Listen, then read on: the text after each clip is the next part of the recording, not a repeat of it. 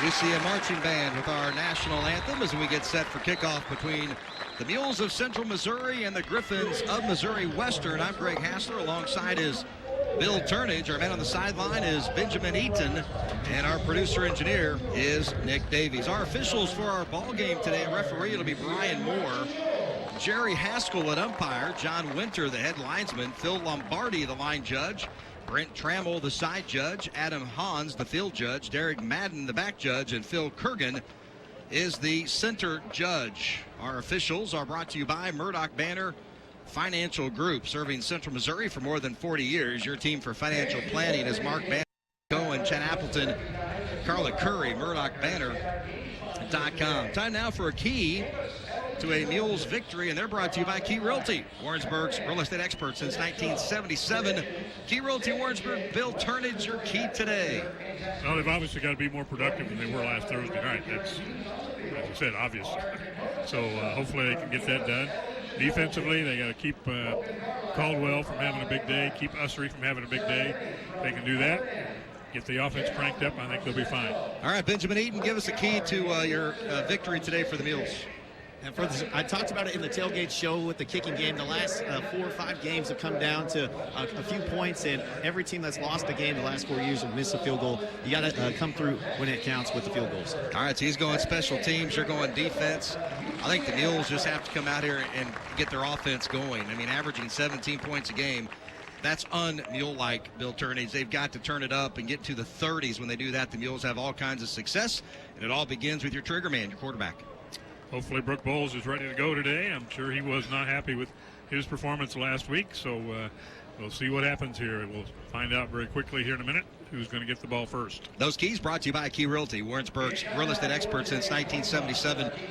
Key Realty of Warrensburg. It's the Mules of Central Missouri, the Griffons of Missouri Western. The captains are making their way out to the big red mule head at center field. Benjamin Eaton is down there with them, and we're going to go down to him in just a minute. Keep in mind, Mules are going to be on the road next week, going to be in Emporia, Kansas to take on the Hornets.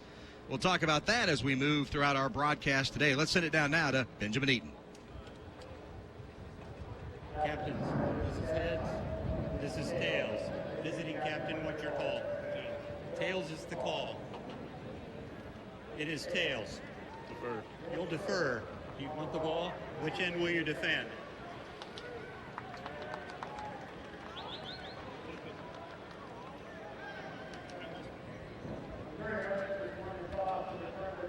The Griffons have won the toss. They deferred it to the Mules. The Mules said, we want the ball, and they're going to receive the opening kickoff.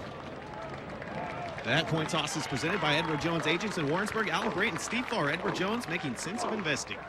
Well, Bill, right out of the gate, Mules are going to get that offense on the field. We'll find out how good they're going to be. Hopefully today it'll be a good sign of the opening series. And hopefully they can do what Fort Hays did last week, took the opening kickoff and marched right down the field and scored a touchdown. Other games in the MIAA today, of course, the Mules and the Griffons now at 1 o'clock. At 2 o'clock, Northwest at Nebraska-Kearney. That's homecoming. Tonight at 6 o'clock, it's Washburn at Lindenwood, Emporia at Missouri Southern. Then at 7 o'clock tonight, Fort Hays State at Central Oak, Pitt State at Northeastern State. That MIAA update brought to you by Warrensburg Ford, the best vehicles at the best prices. East Business 50 in Warrensburg. Visit them online at warrensburgford.com. Tyler Bash will tee it up at the 35-yard line for the Griffons of Missouri Western, I believe. Sam Aviles is their kickoff guy. It is Sam Aviles. Official time and temperature brought to you by Warrensburg Ford, the best vehicles at the best prices. East Business 50 in Warrensburg. Visit them online at warrensburgford.com. Just to set the scene for potential repeat of history, last year, opening kickoff at Western, 94 yards, Jalen Zachary, Mules touchdown. I remember that one quite well. I'm sure the Griffons do too, and I'm sure Zachary will not see this ball in his hands or anywhere close to him if the Griffons are smart. Well, they're going to be kicking downwind, what breeze there is. And we have seen a lot of kickoffs into the end zone from all the different teams. So, I mean, the kicking game has changed a little bit in the MIAA this year. So Aviles gets the signal from our referee. Checks to the right, checks to the left, and we are underway in Warrensburg. It's a high end-over-end kick.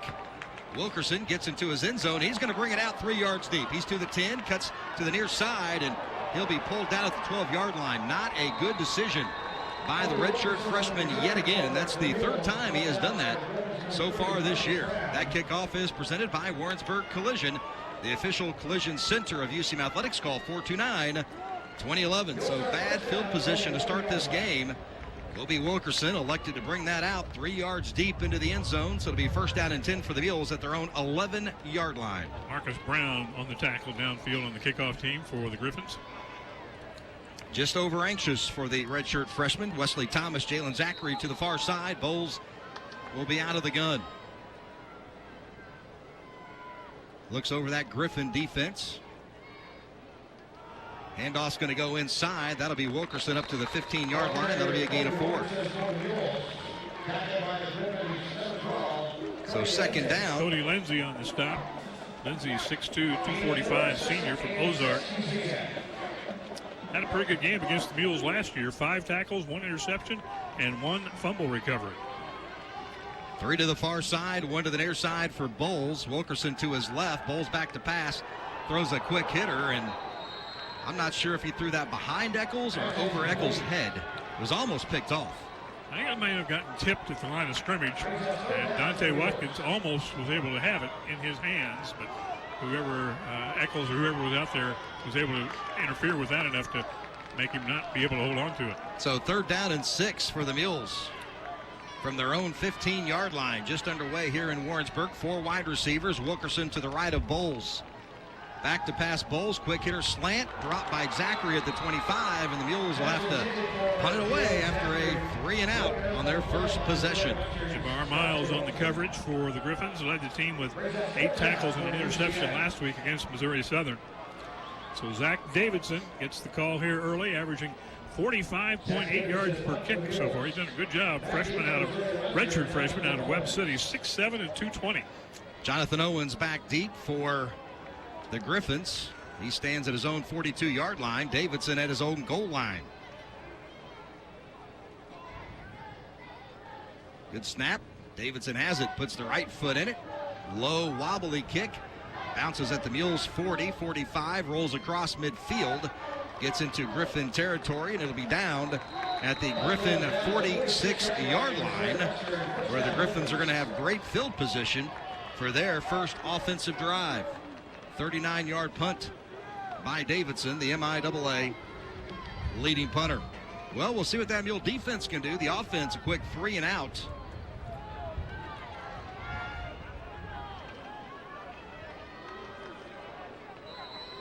Marino will be the starting quarterback for the Griffins. Caldwell behind him, 2 wide receivers to the near side, Ussery and DeSeuss. They're going to give it to Caldwell. He'll go up the middle. He'll pound forward for about 3 yards. That'll set up second down and 6.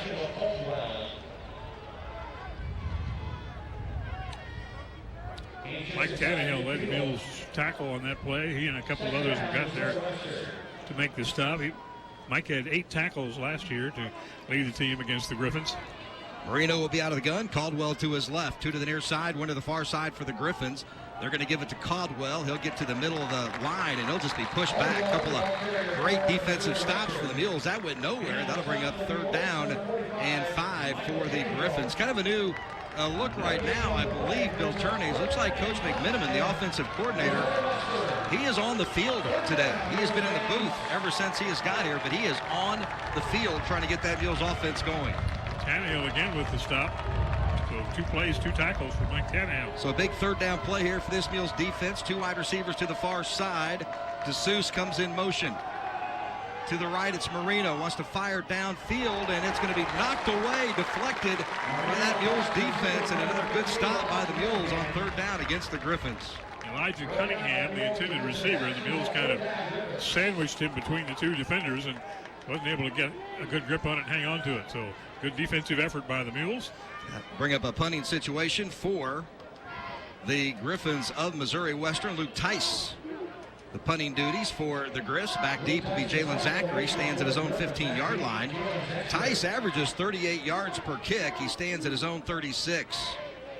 Spread formation for the Griffins in the punting game. It's a high snap over his head. Shot it over him. It's down to the 15, and he's going to be sent off the 15-yard line.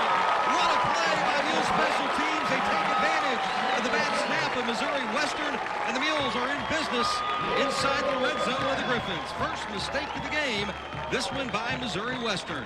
Cody Bell came right through the blocking scheme for the Griffins. Nobody touched him, and as soon as that ball went over Tice's head, he was running for his life to get back to the ball and tried to fall on it and was able to do so, but Bell was right there to make sure he went no further. Alex Wallensford is the long snapper for the Griffins, and he shot that thing right over the top of Tice.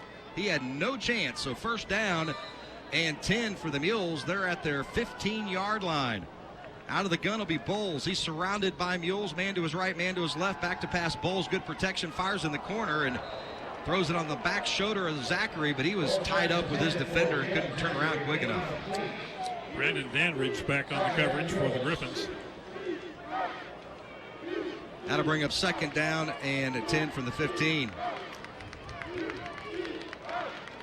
Sounds like a simple statement. The Mules got to get points out of this. Oh, absolutely. And they prefer not a field goal. Absolutely. So Bowles will be out of the gun. 2 wide receivers. Griffins jump, no flag. Now they're going to hand it off. No, it's going to be Bowles. He'll keep it up the middle. He'll get to the 11. Ball pops out. And it's loose. Now it pops out again. I thought they had called him down already. Nope. No whistle.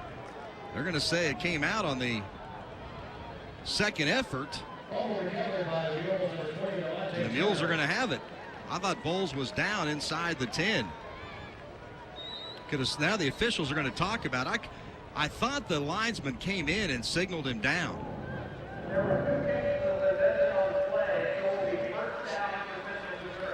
Okay, so they're going to say there was actually 2 full possessions, so the Mules are going to get first down again. What a break for the Mules. And Matt Williamson, the head coach of the Griffins, he is not excited about that at all. Now So the Mules are at the 12-yard line. Yep, so now first down and 10 for the Mules at the 12. Bowles out of the gun, 2 to the far side, 1 to the near side. Bowles looks over that defense. He's going to put Devontae Turner to his right. Bowles has it, gives it to Turner. He's going to go left side to the 10, makes the man miss, gets down to the 6-yard line, and a nice run by Devontae Turner, the redshirt freshman out of Memphis, Tennessee. Down to about the 5. He's the man who recovered that second fumble on the previous play. Looks like he might be thinking about pitching that ball. I can see ball out to his left. Bowles has it. He's going to go left side to Turner into the end zone for the touchdown. Straight handoff left side. Mules will be quick. Take advantage of the miscue in special teams by Missouri Western. They jump on top 6-0.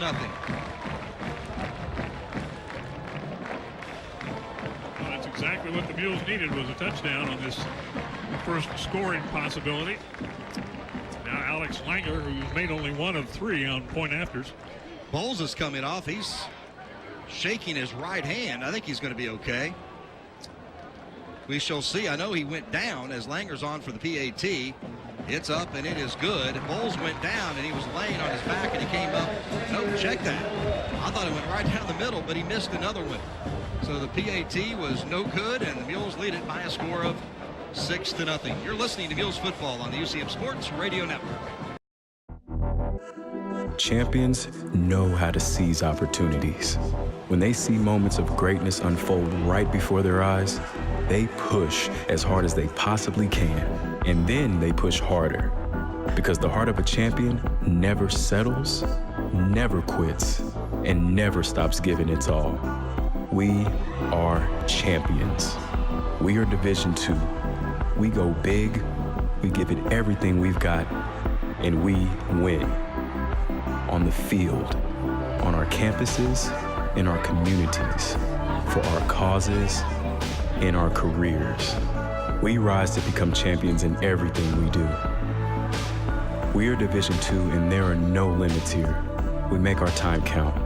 We set our own path. We become champions on our terms. It's time to up your game, because we're here to play and learn. But most importantly, we're here to discover ourselves, our vision, our heart, our drive, to achieve every goal we aim for, because we want to be champions at the highest level, life. At Division II, the opportunities are here. Are you ready?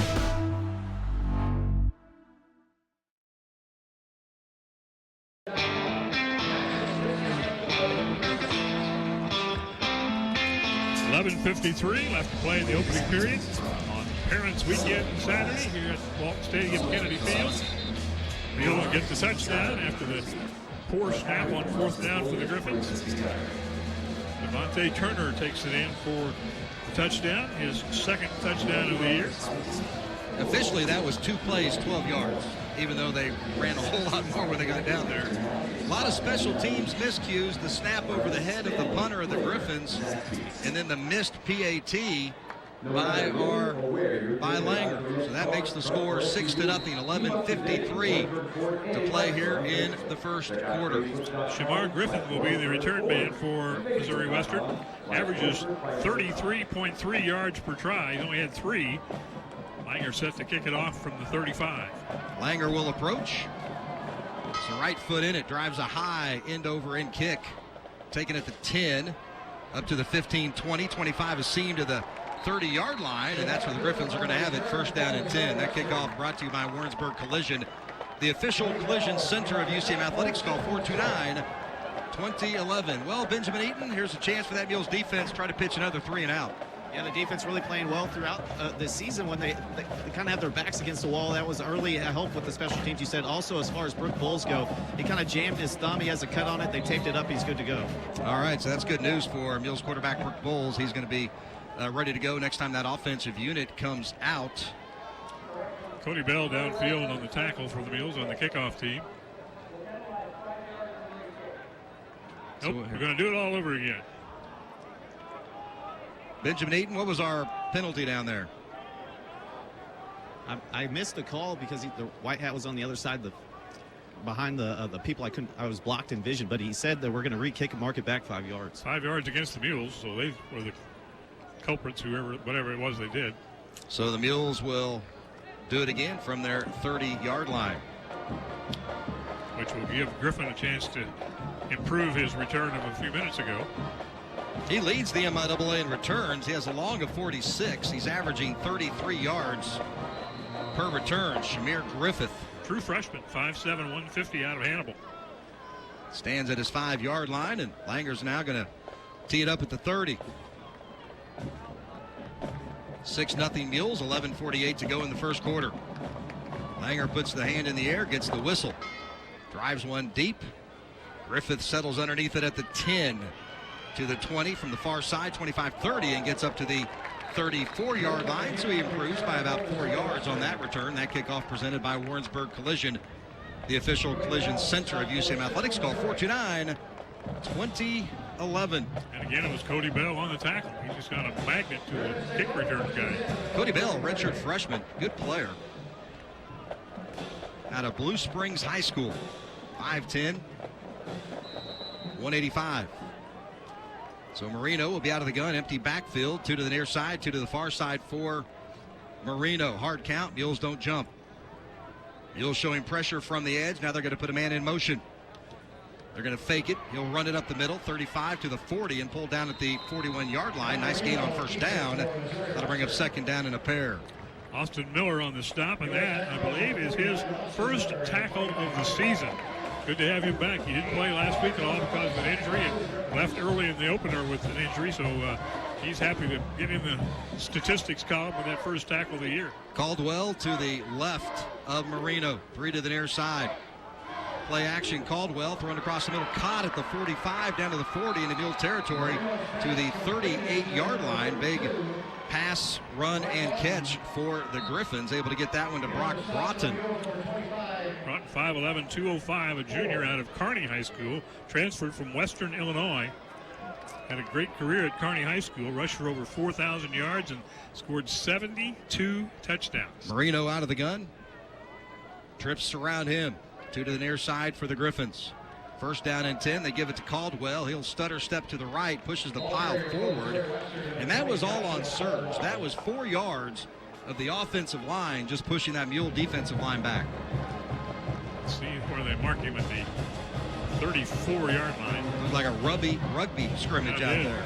Moving scrum. Yeah. Second down now for the Griffons. At the Mule 34-yard line, second down and 5. Out of the gun is Marino. Caldwell behind him in the I formation. 2 to the near side, 1 to the far side. Shift Caldwell to the left of Marino. Now he's going to shift to the right as they change the play. Man in motion to the far side. They're going to give it to Caldwell up the middle to the 30. Pounds his way down to the 28-yard line. That'll be enough for a first down. So pretty productive drive here by the Griffons, the second time they've had the ball. Cody Bell again on the stop for the Mules. So first down and 10 for the Griffons. 9:55 to go in the first quarter. 6-0 Mules. Marino will be out of the gun. Caldwell to his right. 2 to the near side for Marino. Now they're going to put a man in motion. They're going to give it to him on the sweep around, and he'll be wrapped up after a gain of just a couple. They give that, I believe that's Shamir Griffith on the far side. It was. So a gain of just 2 brings up second down and 8 from the Mule 26-yard line. Beautiful day outside. Expect a high today of 86. A little warm for mid-September, but not too bad. Marino out of the gun. Caldwell to his left. Tight end in the slot. 2 to the near side. They're going to fake it to Caldwell. Now Marino's in trouble, and he'll be wrapped up right down at the 30-yard line. That Mules defense stepping up, and that is Austin Miller coming from his linebacker spot. Great to have him back out there. Led the Mules in tackles 2 years ago. Missed almost all of last season, and injured the first 2 games of this season. And he's kind of limping out there now, but I think he's going to stay. He may be one of the strongest guys I've ever seen. Third down and 11. They don't make a shirt big enough for him. 6 feet 230. Well put together, young man. Third down and 11. Crowd making noise. Marino out of the gun. Caldwell to his left, 3 to the far side, 1 to the near side. Marino back to pass, has time, fires deep down the middle of the field. His receiver gets turned around, and that'll be incomplete. The Mules are going to hold on third down. But now you got to see what the Griffons want to do. Are they going to roll the field goal unit out, or are they going to go for it? Looks like the field goal unit is rolling out. Tyler Bash is their kicker. senior out of Papillion, Nebraska, transfer from Wayne State. He's hit 2 out of 3. Longest is 28. Would be his longest of the year. This will be a 46-yarder from the near hash. It is downwind, what wind there is. And Marino is the holder, so that could mean a potential fake. So Bash has it teed at the 36, puts the right foot in it, drives it, and it is good. It's good. He made it just over the crossbar, and the Griffons are on the board, but the Mules lead it by a score of 6-3. 8:17 to go in the first quarter. You're listening to Mules football on the UCM Sports Radio Network. I support one student in college with a scholarship. Just the way I want to pass on a legacy of education. I would like to pass PBS on to the next generation. For more information, call 1-800-753-3436. I like to think that PBS is concerned with our soul. If your soul is in the right place, you're giving back.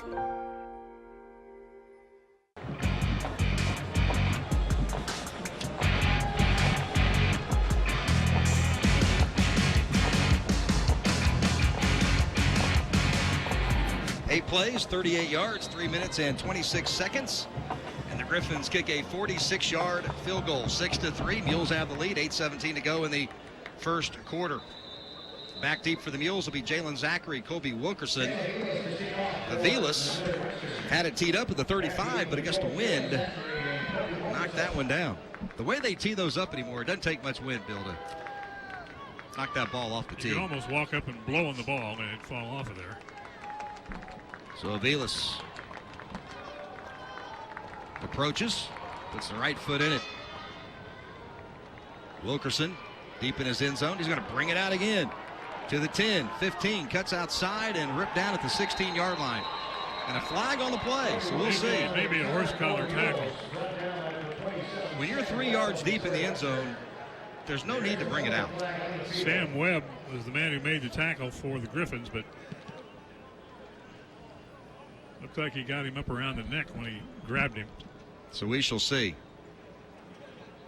what the options are for the Mules as well. We go down to our referee.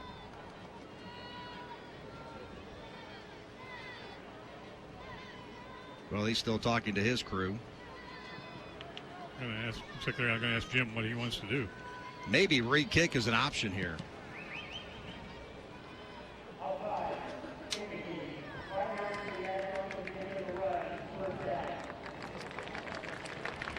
Offsides kicking team, but the flag, Benjamin Eaton, was thrown at the 15-yard line behind the play. Yeah, that was very confusing because it was the back judge towards where the Mules were receiving the kick that threw the penalty flag when the tackle happened. So I don't know how he would have saw offsides from the beginning of the kick. Well, I think the Mules have changed their mind if they had that option and they're going to have them re-kick it. Looks like that option is there, so they're going to move it back 5 yards, kick it from the 30. Kind of an interesting start to this game. Special teams for either team has not been absolutely fantastic. So now Kobe Wilkerson and Jalen Zachary will stand at their 5, and Aviles will try it from his 30. On the road next week in Emporia, Kansas, taking on the Hornets of Emporia State. Hornets play tonight there in Joplin to take on Missouri Southern at 6 o'clock. 6-3, Mules lead it here in Warrensburg on a warm Saturday afternoon in mid-September. 8:11 to go in the first quarter.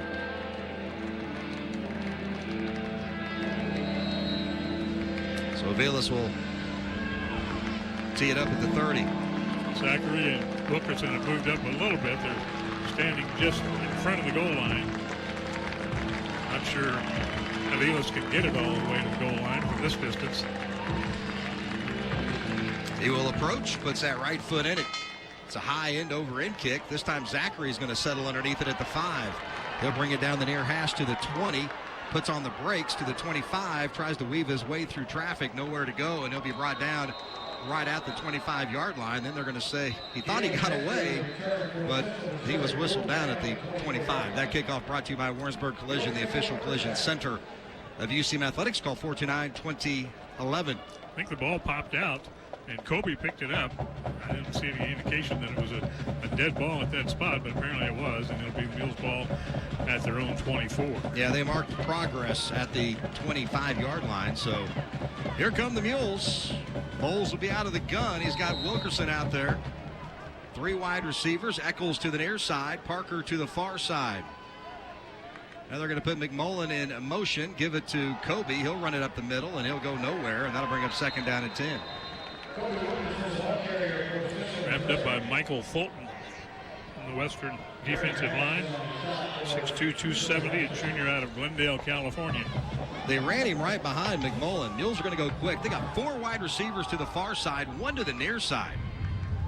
Bowles goes quickly, tries to throw that wide receiver screen, and was that about a 5-yard overthrow to his wide receiver? A little bit too high on that one. I don't think we've got anybody that tall on our receiving corps that can catch that. Maybe he thought he was going to be someplace else. So now it's 3rd down and 9. Mules have it at their own 25-yard line. Got Wilkerson to the right of Bowles. 2 wide receivers to the far side, 1 to the near side. Back to pass is Bowles. He's in trouble. Here comes the pressure, and he is brought down at the 12. Cody Lindsey leading the charge defensively for Missouri Western.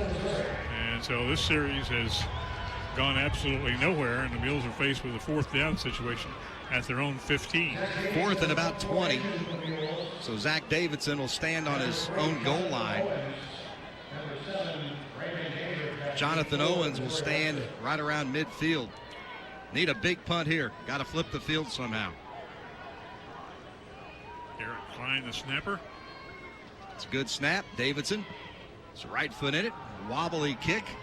Fair catch called for. Takes a great Mules bounce. Goes inside the 35 and it'll be down at the 34-yard line. So Zach Davidson, Benjamin Eaton, flips the field for the Mules. He did a great job there. You talked with Boda at the Coaches Show Tuesday, traditions, about the leg this kid has, and he has the ability to even do that bounce. That wasn't just by accident. He designed that ball to roll that way. That is a 51-yard kick for the redshirt freshman out of Webb City. 6:42 to go in the first quarter. 6-3. Mules have the lead. Mules have Michael Hicks in there at nose tackle. 6'2", 300-pound redshirt freshman out of Lexington, Tennessee. Corey Bertini in at quarterback now for the Griffons. He has 2 to the far side. Man in the slot, the tight end. Bertini out of the gun. Play action pass, wants to go deep. Fires one down the middle of the field to Ussery, and great defense by the Mules just out of the reach of Ussery. He's the guy that stretches it down the field. Montez Lattimore on the coverage.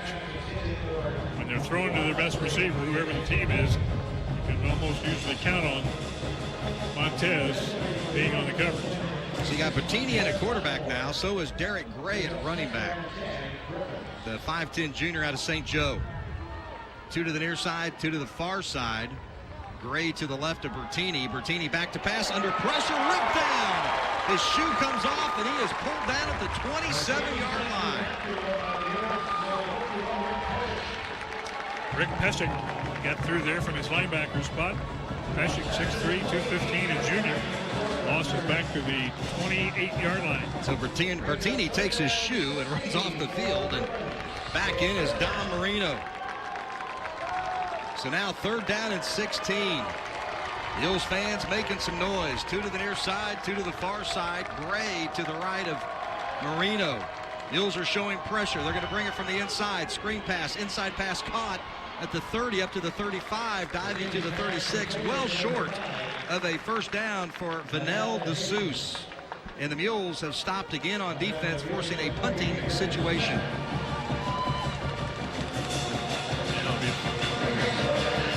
The Griffons are at their own 36. They need to get to the 44, so they're not going to take any chances. 4th down and 8. They're in their own territory at their own 36. Zachary stands back at his 25. Tice at his 22. Last time he punted, he had it shot over his head by about 10 yards. Now we get a whistle and see what we got. Did the Mules not have enough guys out there? Did they have to take a timeout? I don't think so. Jackson Newman, not sure if he made it out there or not.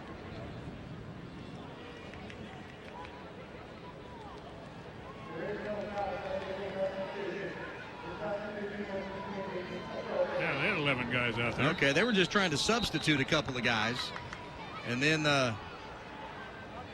officials stopped it. They were trying to get Jackson Newman in and John Embry out.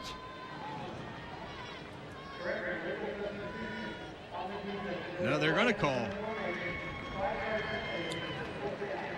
They are going to call an illegal substitution because the Mules are trying to do a couple of things there, moving guys in and out. Still not enough for a first down, so it's Nope. at the 41, but they needed to get to the 44. So now it's 4th down and 3 from the 41-yard line of Missouri Western. This has started off to be a very strange game. And the Mules going with just Jalen Zachary back there by himself. So Tice will stand at his own 27. Low snap. Puts the right foot in it. Spiraling kick. Zachary calls for a fair catch at the 21-yard line, and that's where the Mules are going to have it. 1st down and 10. Benjamin Eaton, not much flow to this game down there, is there? Yeah, a lot of confusion, and what happened there was Devin Smith, he's a freshman, was supposed to be off the field. Jackson Newman realized there was one too many guys, so he ran off just being the captain, the junior that he's played in so many games. He realized someone had to get off, so he just did it himself. And coaching staff really lit into Devin Smith there that he shouldn't have been on the field. All right, well, the Mules are going to have it. 1st down and 10 at their own 22-yard line. Bowles will be out of the gun. 2 wide receivers to the near side, 2 to the far side. Devontae Turner in there at running back. They're going to give it to Turner. He'll go left side, 25. Banging through white jerseys up to the 31-yard line. A great run on 1st down for Devontae Turner. Picked up 8. That'll bring up 2nd down and 2. We have a Griffin down.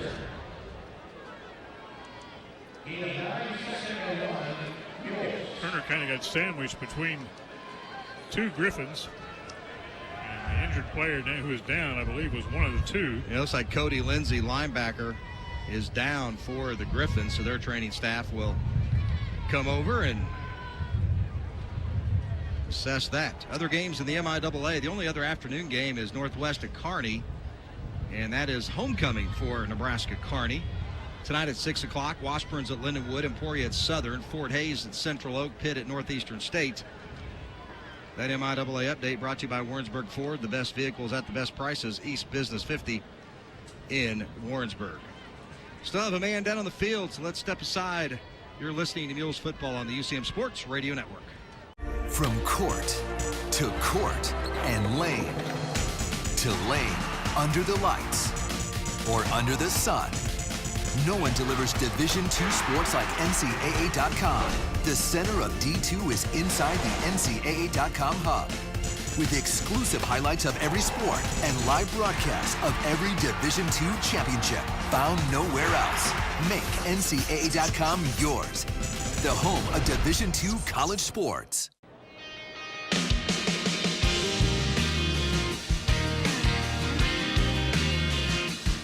Still got 4:39 left to play in this first quarter. It seems like we've been playing for an hour and a half already.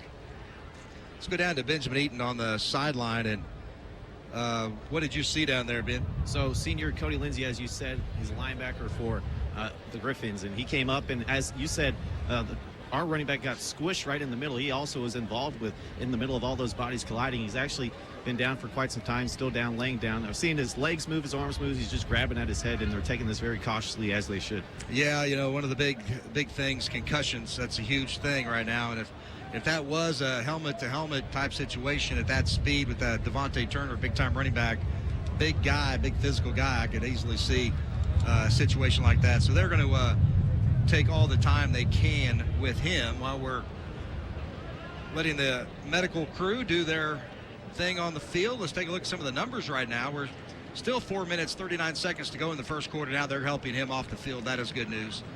The Mules have run 11 plays for 21 yards. That's an average of 1.9 per play. The Griffins have run 14 plays for 9 yards. It's an average of 0.64 per play. So it is a barn burner here in Warrensburg early on. Not exactly a sparkling display of offensive football. Not exactly. No, not exactly. Not even close. They're walking off the field on his own power, holding his neck, though, so that's indication that we may not see him anymore this afternoon. Yeah, got to err on the side of caution. And one of the trainers is carrying his helmet. That's not a good sign either. If he wants to come back and play, he's going to have to find that guy and get his helmet back, who probably will not give it to him. So Bowles will be out of the gun. 2 to the near side, 1 to the far side. Devontae Turner to the left of Brick Bowles. Now they're going to put Zachary in motion to the far side.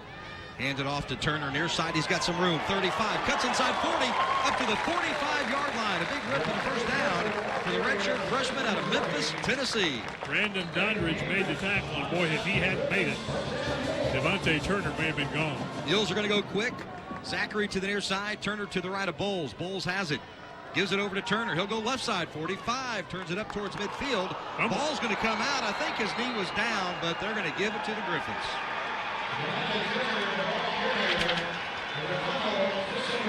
So the Mules are going to turn it over around midfield, and the Griffons are going to get it in pretty good shape with 4:12 to go in the first quarter. Griffons will have it in Mules territory at the UCM 48. So Devontae Turner was eating up some yards, but got bumped pretty hard, and the ball came out and put it on the turf. Griffons had a lot of people there to scramble for it. So out of the gun will be Marino.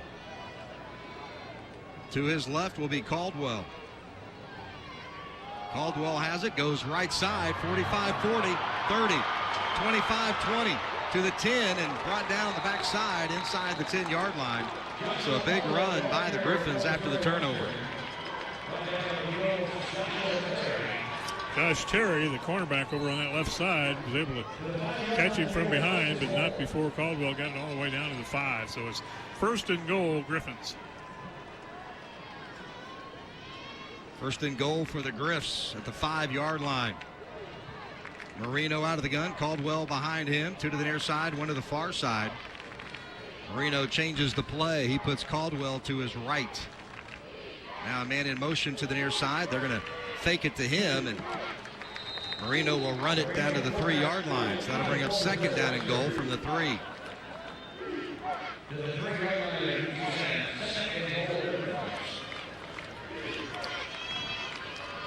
I'm not Matt Williamson, the Griffons coach, but I'm sorry. You got the leading rusher in the MIAA back there, 1,400 yards last year. Give him the ball.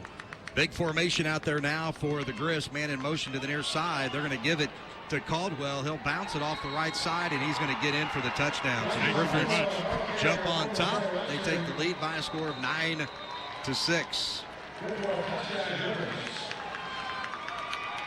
So the turnover equals points for Missouri Western.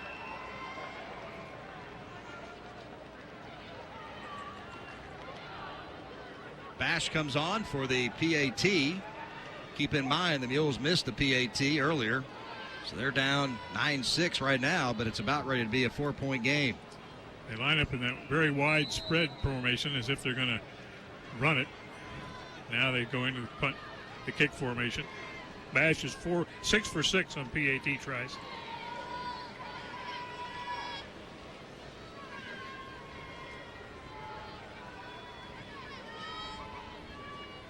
Good snap, good hold. The kick is up, and the kick is good. Griffins on top by a score of 10-6. 3:07 to go in the first quarter. You're listening to Mules Football on the UCM Sports Radio Network. 1 in 6 seniors faces the threat of hunger, and millions more live in isolation. America, let's do lunch. Drop off a hot meal and say a quick hello. Volunteer for Meals on Wheels by donating your lunch break at americaletsdolunch.org.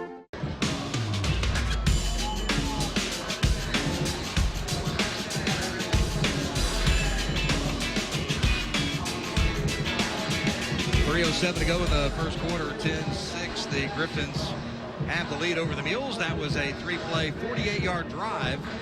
Took 1 minute and 4 seconds. And the Griffins are on top by a score of 10-6. So Aviles will tee it up at the 35-yard line. And going back deep now for the Mules is going to be Parker. and Kobe Wilkerson. So Jalen Zachary not back deep this time for the Mules. We'll go down with Benjamin Eaton here shortly and make sure everything's okay with Jalen Zachary, but it's Parker and Wilkerson. Aviles will put the right foot in it, drives it deep. Parker has it about 3 yards deep in, and he's going to hesitate. Now he's going to bring it out to the 10, 15, 20. He's got a seam up to the 25-yard line. Great return by Kerryon Parker. That kickoff presented by Warrensburg Collision, the official collision center of UCM Athletics. Benjamin Eaton, everything okay with Jalen Zachary? I'm looking for him on the sideline now, and no sight so far in the offense's meeting. And there, he looks to be good. He's right in the middle of the offense meeting scene right now with Brooke Bowles right next to him. All right, that is Benjamin Eaton. His comments always brought to you by Muddy Creek Barbecue, 115 North Holden Street. Locally owned and operated after the game today, Biscuits and Gravy Band. Try their smoked wings and pulled pork nachos. Make Muddy Creek your post-game stop. The Biscuits and Gravy Band tonight at Muddy Creek Barbecue. Missouri Western was offside on the kickoff, so the Mules get 5 more yards, and they're up to their own 31. Special teams has been very interesting so far in this game. Bowles back to pass, looking down the middle of the field. Fires caught by Thomas at the 42. That'll be a gain of 11 and a first down, and the Mules are going to move the chains. So Wesley Thomas with the grab with 2:53 to go here in the first quarter. Third catch of the year for Wesley. Senior, 6 feet 210 out of South Bend, Indiana. Transferred in here last year from Austin P. So Bowles out of the gun, looks to the near side. Back to pass is Bowles. Fires left side, caught again Thomas, this time up at the 48-yard line. That'll be a gain of 6, so some positive movement here by this Mules offense. Dominic Jamerson on the coverage for the Griffons. 6 feet 190, sophomore out of Blair Oaks High School. Nice crowd on hand here today. Family weekend on the campus of UCM, but a nice crowd of Griffin fans across the way. Bowles will be out of the gun. He's got Wilkerson to his right. 2 wide receivers to the near side, 2 to the far side. Bowles has it. He's going to give it to Wilkerson. He's got a seam, gets it into Griffin territory and brought down in the 45, and that'll be enough for a first down. Moving the ball well right now. Mixing it up, the run game and the passing game. Mules up to 3.88 yards per play now, so that average starting to tick up a little bit. They're moving the football. Mules bring in Tyler Nugent at the tight end spot, 6'6", 230, senior out of Staley High School in Kansas City. Zachary to the far side, one to the near side. Bowles has it. Play action. Wilkerson back to pass. Gets it right back to Wilkerson. He's got a blocker. He's to the 40. Cuts inside 35 down to the 32-yard line. That was a beautiful play. They brought a big offensive lineman out to run block for Wilkerson down the near side. Dylan Shyrick, the right guard. 6'3", 265, redshirt freshman out of Roselle, Illinois, Lake Park High School. Good job to spring Wilkerson for some extra yardage. Yeah, that was a beautiful play. So it's first down and 10 for the Mules from the Griffin 33-yard line. 1:14 to play here in the first quarter. Bowles will be out of the gun. Wilkerson to his right. Back to pass Bowles. Pump fake left. Looks to go deep right. Nobody home. Now he's got a man. Fires it deep. Caught! Zachary, all they're going to say was out of bounds. He caught it at the 5, but they'll say at a foot out of bounds. Brandon Dandridge was on the coverage. He also lost his helmet, so he's got to come out for a play. I'll tell you what, even though that was out of bounds, that was a beautiful pass by Brooke Bowles. Had a little air underneath it, let Zachary run underneath that thing and able to bring it in. So Zachary's going to come off. He needs a breath. Eccles is in there to replace him. Parker to the near side, Eccles to the far side. Bowles will be out of the gun, surrounded by Mules. They're going to give it to Wilkerson. He'll spin down at the 30-yard line. That'll be a gain of 3. So that'll bring up third down and 7. Big third down here for the Mules. Jabbar Miles actually just kind of ran into Wilkerson after he got past the initial line of scrimmage and bumped him down. Mules are 0 of 2 on third down efficiency. Griffin's not much better at 0 of 3. Javante Sigler in a wide receiver also now wide to the left. So 2 to the near side, 2 to the far side. Wilkerson to the right of Bowles. Bowles has it out of the gun.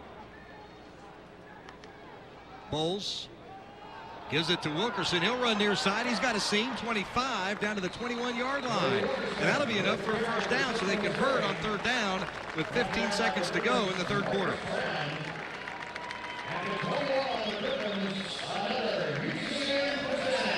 Kyle Eccles is out leading the blocking on that last play and a little slow getting up, and he comes off limping.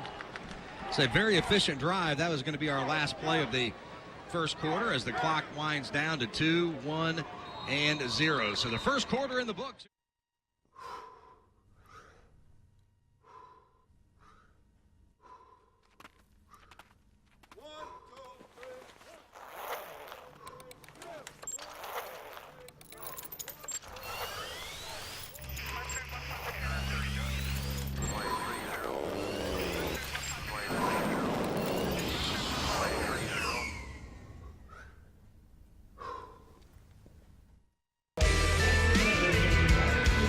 Second quarter about to get underway. The Mules on the short end of a 10-6 score here at Walton Stadium, Kennedy Field. Full house on the patio at Spin Pizza, where we do our tailgate show before most every home game. We won't do it 2 weeks from today or when we're in Arrowhead, but well, you're not going to come down here, do that, then run back drive up up to Arrowhead? KC. Come on. I can't get the corporate jet that day, so Slacker. we'll just let it go. Well, the numbers are in the first quarter. Mules ran 20 plays, 86 yards, 4.30 yards per play. Griffons 17 plays, 57 yards. Brooke Bowles 3 of 8 for 29. Marino 2 of 4 for 29. Devontae Turner 5 carries, 38 yards. Caldwell 6 for 60. First down and 10 for the Mules. They're at the Griffin 21-yard line. Bowles is out of the gun. He's got Devontae Turner behind him and Wilkerson to his left. Back to pass. Tries to hit Parker in the end zone. It does! Parker wraps around his man, grabs it, and takes it into the end zone. A good pass and a good catch by Kerryon Parker, and the Mules are back on top. Dominic Jamerson was the defender, and he was watching Parker. Parker was watching the ball, and Kerryon saw that it was going to be a little short, so he stopped. Jamerson ran by him, and Kerryon went up and made the catch. Took about 2 steps, touchdown. Great adjustment on the ball by Kerryon Parker. His first touchdown as a Mule. Langer on for the PAT. These have been tough for him to get through. Good snap, good hold. The kick is up, and I think he missed it. Nope, he missed it again. Wide left. So Langer is now 1 of 5 on PATs. We got a flag now, though. Maybe we get to try it again. That's going to be on Western, so that'll be half the distance. So, Bill Turney's, let me ponder you this question. Go for 2 or kick it? At the 1.5. What do you do? I go ahead and kick it. All right. You know what they say, don't go for the 2-point conversion until you have to. It's 12-10, Mules by a pair. So now Langer's going to try it again.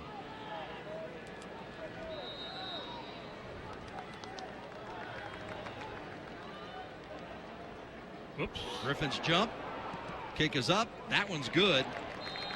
Flag's down. So do you move it closer and go for 2, or do you just go ahead and keep that and just see what he got this one through, so take this one. Don't take it off the board.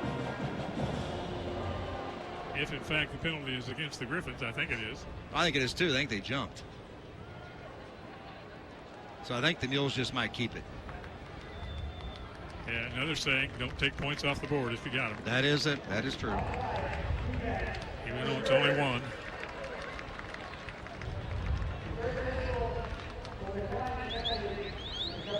Yep, that penalty will be declined. They will take the extra point. The Mules lead it by 3. 13-10, 14:55 to play in the first half. You're listening to Mules football on the UCM Sports Radio Network. I really do enjoy volunteering. I like to think that I have made a difference. That's enough. I don't need to be patted on the back. I've included my PBS station in my future plans. It's not a big gift, but something that will help them. Consider including KMOS in your plans. For more information, call 1-800-753-3436. Every little bit helps. If we can do a whole lot of little bits, then we've done a great service. 8 plays, 69 yards, 3 minutes, 4 seconds. 21-yard touchdown pass to Kerryon Parker, and the Mules lead it by a score of 13-10 over the Griffons of Missouri Western. First touchdown for Kerryon Parker. Second touchdown pass of the year thrown by Brooke Bowles. That was one of the more impressive drives the Mules have had. Very good drive. Haven't had that many, but that was a very good one. Very efficient, no doubt about it. Langer tees it up at the 35. Griffith back at his own goal line. Langer approaches, right foot in it, drives it deep. Griffith's going to let it go over his head out of the back of the end zone, and that'll be a touchback, and the Griffons will start their own 25-yard line. That kickoff brought to you by Warrensburg Collision, the official collision center of UCM Athletics. Call 429-2011, and Benjamin Eaton, that offense has to be feeling pretty good about that drive. Yeah, you go back to that, if you remember the wide receiver screen that Brooke Bowles just missed the wide receiver. He reached down, grabbed his thumb. We mentioned that he had a laceration on his thumb. That's his throwing hand, but he seems to have figured it out now. Beautiful back shoulder throw for the touchdown. A sideline report brought to you by Muddy Creek Barbecue, 115 North Holden Street. Live band tonight, biscuits and gravy. Make Muddy Creek Barbecue your post-game destination. Everything at Muddy Creek Barbecue is homemade. Marino back in at quarterback for the Griffons. Caldwell to his right. 2 to the far side. Man in the slot. Back to pass. They're going to swing it out. Gray catches it at the 20, and that's going to go nowhere. He made the mistake of catching that right in front of Austin Miller. And Austin wrapped him up immediately, and there was nothing there. That'll be a loss of 5. That'll bring up second down and 15. After kind of a shaky little start with some crazy special team stuff, things have kind of settled in here, and the Mules are playing very solid. So Marino out of the gun, Gray to his left. 2 to the far side, 1 to the near side. High snap, they're going to wick it out left side. Going to be caught at the 19, up to the 24-yard line, and that'll bring up third down and 11. That was just a quick hitter to the far side. Over to Kalen Mack. That's his first catch of the game. Mack had a couple of catches against Missouri Southern. He has 6 catches on the year, and now he's got 7. So now it's third down and 11. Mule fans making some noise. 13-10, Mules lead it. Third down and 11 from the Griffin 24-yard line. Marino out of the gun, puts Gray in motion to the near side, back to pass. Swings it, it's going to be caught at the 20, up to the 25. Makes a man miss and then falls forward to the 30, and that is not going to be enough for Elijah Cunningham. And that's going to bring up fourth down in a punting situation for the Griffons.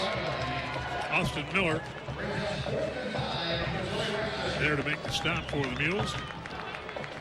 This will be the third punt attempt for the Griffons. The first one never got it off. The second one went 37 yards. So Tice will be at his 15. Jalen Zachary back at his 35. A little tighter formation from the Griffons on this punt attempt. Jackson Newman, the roamer, and the Griffons just took off running. What was that? 3 guys on the far side for the Griffons had no idea what the count was, and they just took off down the field. That wasn't even close. That's going to be a 5-yard penalty. Move it back, so now it's going to be fourth down and 10. Line of scrimmage at the 25-yard line. Mules should get good field position out of this. Zachary stands at his 40-yard line. Tice will move back to his 10.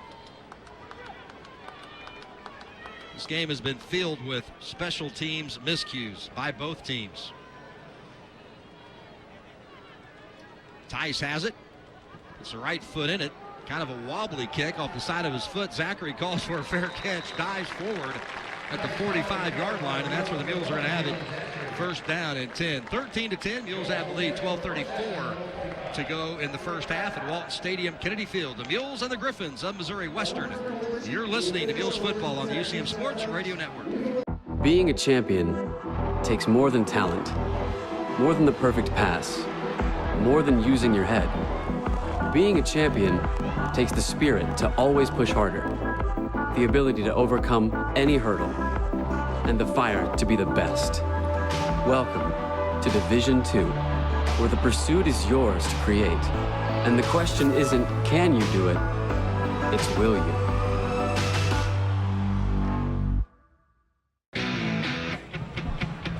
13-10, Mules have the lead. 12:34 to go in the first half as the Mules are in good field position to start this drive. Bowles will be out of the gun. This is kind of a new offensive set that we're seeing from the Mules.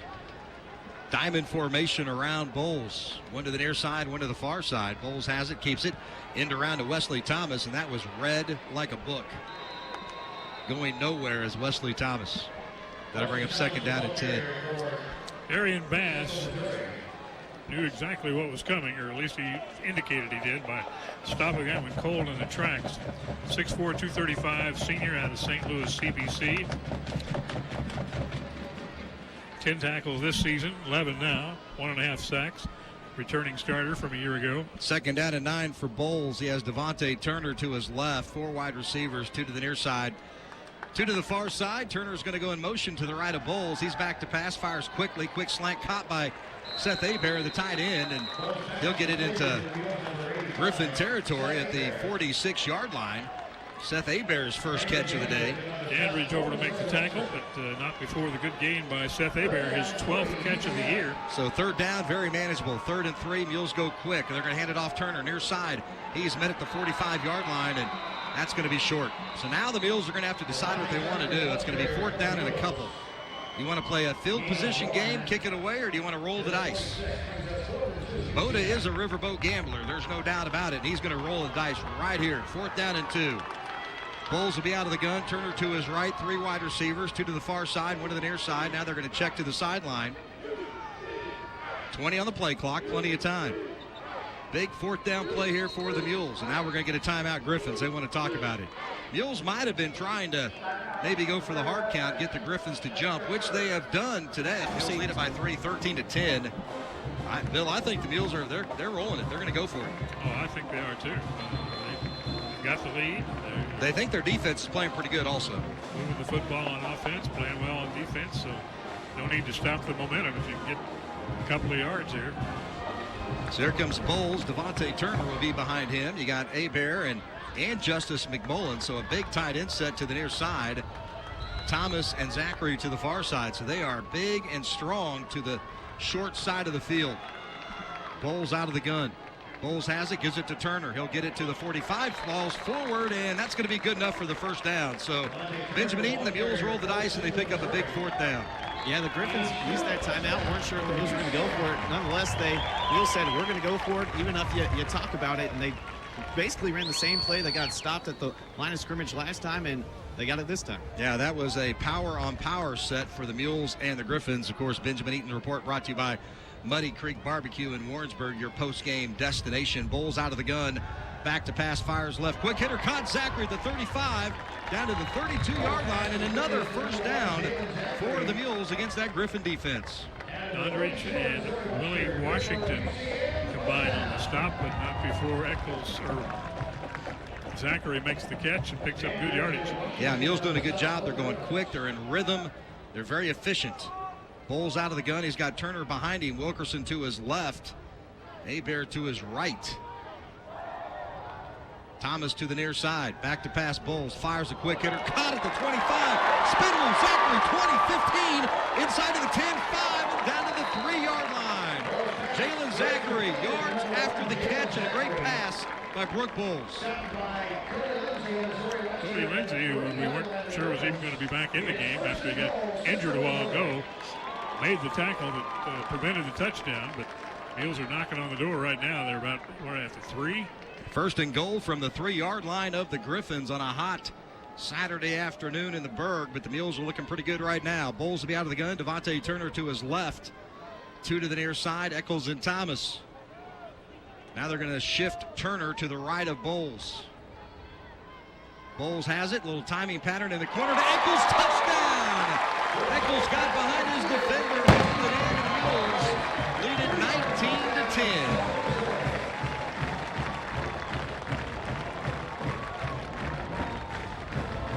Brooke Bowles has overcome his overthrowing his receivers today. Boy, it looks like it. He is right on target today. He is money out there right now. Now let's see if we can kick a PAT. Langer on. Now he's got a great leg. There's no doubt about it. But he has struggled with the point after. Good snap, good hold. The kick is up, and I think he missed it again. Nope, he made it. He pulled it, but he pulled it just inside the upright. It's almost like a putter, a guy putting that can't make a 1-foot putt. He's got the yips. He just maybe thinking about it too much. I don't know. Well, hopefully that'll get him over the hump there, and he can kick the rest of it. 20-10, Mules lead it by 10. 9:41 to play in the first half. You're listening to Mules football on the UCM Sports Radio Network. What if news wasn't just a commodity, but a commitment? The fiscal cliff is a fiscal suicide. Why shouldn't we explore every side of the story? The Syrian army had pulled back. Where can you turn for news you can trust? How do we make sense of something like this? On PBS, we believe journalism should never stop asking questions. Give to your PBS station and support independent journalism. We answer to no one but you. And Mules lead it by 10. 9:41 to go in the first half. Langer will approach, puts the right foot in, and drives one deep, and Griffith is going to let it bounce in the end zone. He's going to grab it. He's going to bring it out. And no, he's not. They're going to call a touchback. Did he must have had a knee down when he grabbed that, because he went down to get it. That kickoff brought to you by Warrensburg Collision, the official collision center of UCM Athletics. Call 429-2011. That last drive, 7 plays, 54 yards, 2 minutes and 53 seconds, and the Mules lead it 20-10. And Bill Turnage, that's more like it when we talk about this Mules offense. Mules total offense yardage up to 161 yards, only 62 for the Griffons. Marino out there at quarterback. He's got Caldwell behind him. 2 to the far side. Man in the slot. They're going to give it to Caldwell. He'll go left side. He'll get it to the 30 and up to the 34-yard line. That'll be a gain of 8. That'll bring up 2nd down and 2. Caldwell wasn't in the last couple of series, and I'll tell you what, he's a good one. He's a load. He just put his head down and ran right over Jake Peschik, the linebacker. Got it out to the 33. So 2nd down and 2. Marino out of the gun, puts a man in motion to the near side. That's the big tight end, Nelson. 2 to the near side, 1 to the far side. They're going to give it to Caldwell. He'll go up the middle. He'll be wrapped up. He'll just gain a yard on that one. That'll bring up 3rd down and short. The Griffins so far on 3rd down, 0 of 4. Top of the hour, listening to Mules football, 1450 KOKO Warrensburg, 98.5 KWKJ, Windsor, Warrensburg, Sedalia, and at WarrensburgRadio.com. 3rd down.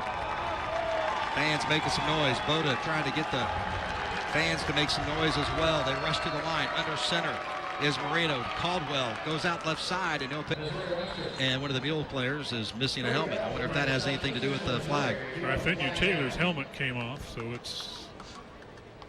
Benjamin Ayton, did you see any extracurricular down there? It looked like Max Oser, the offensive lineman, 6'4", 290, the senior out of Glendale High School, ripped off Trifinu Taylor's helmet. Yep, can't do that. That is a violation of the rules, by the way. Or maybe he just wanted Trifinu out of the game, so he ripped his helmet off. Now, do you have to come out of the game if you get your helmet ripped off? I think so. Yep. So hands to the face, knock Trifinu's helmet off. He's got to come out, but we're going to go back and replay 3rd down. And the Mules will put Michael Hicks in the ball game to replace Taylor. So now it's going to be a 3rd down, and see where they make the line of scrimmage. Now Hicks comes out, and the Mules send in some extra linebackers. That's going to be 3rd down and 13, I believe. The ball's back at the 23-yard line. Austin Miller came in. Jackson Newman came in. So here's a big 3rd down play. Griffins 0 of 4 on 3rd down. Now it's a passing situation. 2 to the near side, 2 to the far side for Marino. Marino back to pass. Looking left. He is flush. Scramble. Now he's in trouble. He tucks it. He's going to be sacked. Back at the 10-yard line. The Mules defense getting after Don Marino. Dylan Albertson got to it along with Connor Flagel. Albertson came blitzing from that outside linebacker position. And that's going to bring up 4th down and 500. They're going to be well inside their line of scrimmage is at the 10. So their punter, Tice, will be standing about mid-E in the back of the end zone. David Zachary's eyes are lighting up on this one. Zachary standing inside his own 50. It's a low driving kick. Zachary back to his 45. Makes a move across midfield to the 45. Goes to the 40 and ripped out at the 37-yard line. So the Mules are going to have great field position here to start this drive with 7:20 to play in the first half. Mules lead it by 10. That's a 46-yard punt for Tice. Just underway is Nebraska Kearney and Northwest Missouri State. Homecoming in Kearney, Nebraska, wearing the gold tops for the first time in 45 years. Saw a picture of that on Twitter. It looked pretty sharp to me. A lot of these schools have some great helmet, uniform combinations, jersey combinations. So out of the gun is going to be Bowles. He's got a man to his right, putting Abear in motion. Play action pass, back to pass. Bowles wants to go across the middle, nearly. It is intercepted at the 30, up to the 40, and to the 45-yard line. And the Griffons get the interception. That's Jabbar Miles with the pick. It was deflected off of a Griffin and then right into Miles' hands. So just like that, the Mules defense has to get right back out there with 7:10 to go in the first half. I think Sam Webb, one of the linebackers, was dropping back, and he was the man who tipped the ball, and then it went right to the hands of Miles and gave the Griffons a good return out to the Missouri Western 46. Mules had a man cutting across the field, just might have thrown it behind him just a little bit, but a really solid defensive effort by the Griffons. So now Marino back out there with Caldwell in the I formation. Now they're going to put the tight end Nelson in motion. Marino hands it off to Caldwell. Bounces it to the inside across midfield into Mule territory to the 49. And Benjamin Eaton, it's pretty warm down there on the field, and that defense wasn't off the field for very long. No, they weren't, and they're really working hard. Connor Flagel, you saw with the big sack along with Albertson, and they used a lot of energy and emotion after that play. They knew they got a big stop. They thought they'd be on the sideline for a bit, but only one play later, they were back out there. Marino has it, gives it to Caldwell. He'll come across to the 47. He might gain a yard on that one, get actually to the 48-yard line. So another third down situation for the Griffons. They are 0 of 5 on third down. The Mules defense has been really, really good. The Griffons only have 63 yards of offense. So here we go again. Another third down play with 6:20 to go in the first half. Mules by 10, 20-10. Ussery to the near side. Caldwell, best running back in the MIAA, to the right of Marino. Nelson in the slot. Now Caldwell goes in motion. They shove it up front. They get it to Nelson, and that's going to be a shovel pass that's incomplete. So that's going to bring up a punting situation. He'll say they have it, but that was an illegal, not illegal, but an incomplete forward pass. A little shuffle pass. Wasn't a fumble. Griffons are now 6 of 35 on third downs this season. 0 for 5 today. 0 for 6 now. Tack another one to it. So Jalen Zachary's going to slide back to his 15-yard line. Tice will stand at his 37. Another punting situation. The 4th attempted punt for the Griffs. Good snap. Nice punt. High spiraling kick. Zachary's going to let it bounce at the 3, and it just gets into the end zone. What a beautiful kick by Tice. That had the nose up, the big spiral. A 48-yard punt by Tice, and the Mules are going to get it first down and 10 at their own 20-yard line with 5:53 to play here in the first half. 20-10, the Mules lead it over the Griffons of Missouri Western. Big game for both teams. Both teams are possible postseason type teams. If you want to stay alive in the playoffs, you got to win this one. Actually, if you want to stay really alive in the playoffs, you got to win them all the rest of the way. Each team already has a loss. So Bowles will be out of the gun. He's got 2 to the far side, 1 to the near side. Justice McMullen in the slot. They're going to put him in motion. Now a little confusion. They're going to bring him back. You got Wilkerson in there at running back to the right of Bowles. Bowles back to pass, looks to his right, fires, and overshoots Kyle Eccles. tried to get one out in the flat and just threw it too high. Maybe we spoke too soon. Yeah, maybe. That was not on target. That is his bugaboo. Works a little high, but he's had his best game as a Mule so far. That's for sure. 8 of 15 for 100 yards and a couple of touchdowns. 2 to the near side, 2 to the far side for Bowles. They're going to give it to Wilkerson. He's got a seam, 25-30, and pulled down, and that should be good enough for a first down. Yep, they're going to move the chain, so the Mules pick up yet another first down. Jonathan Owens, 5'11", 210 senior, free safety, 15 tackles on the year, now 16 for the Griffons. Mules now have 10 first downs in the game. Check at 11. The Griffons, Bill, have 3 first downs in this game. So Bowles will be out of the gun. 2 to the far side, 1 to the near side. Going to bring in man in motion. Is going to be McMullen. Going to give it to Wilkerson. He's got a seam to the near side to the 30. Gets the corner and out of bounds at the 32. So he'll gain 3. And that'll bring up second down and 7. 5:14 to go in the first half. 20-10 Mules. Lyles ran him out of bounds.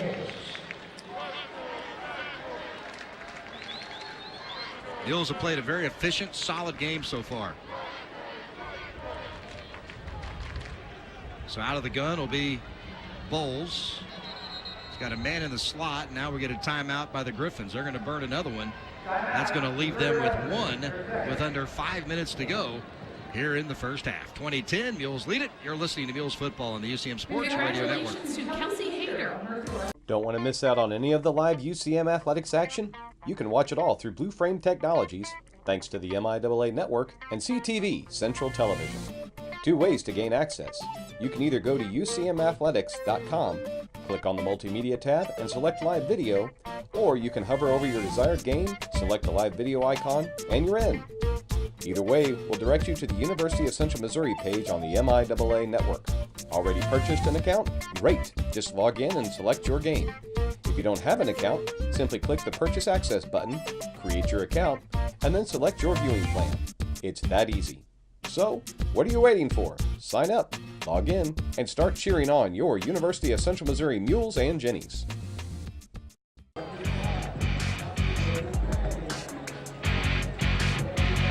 4:58 remaining here in the first half on Parents Weekend. Walton Stadium, Kennedy Field. Mules on top 20-10 and have the ball. Bowles has it. It's going to go to his right. He's going to keep it. He's to the 40, up to the 42-yard line, and that's going to be enough for a first down as they pull him down to the 44. Big old Chris Gomez out there leading the blocking, 6'3", 310, senior out of Lenexa, Kansas, St. James Academy. He came into this game with 34 consecutive starts at guard. That's the most starts of anybody on this football team consecutively.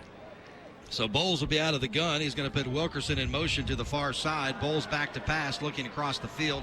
Has a man, and that's going to be deflected and intercepted yet again. Threw it to Zachary. It hit him. Deflected up into the air, and it's going to be intercepted.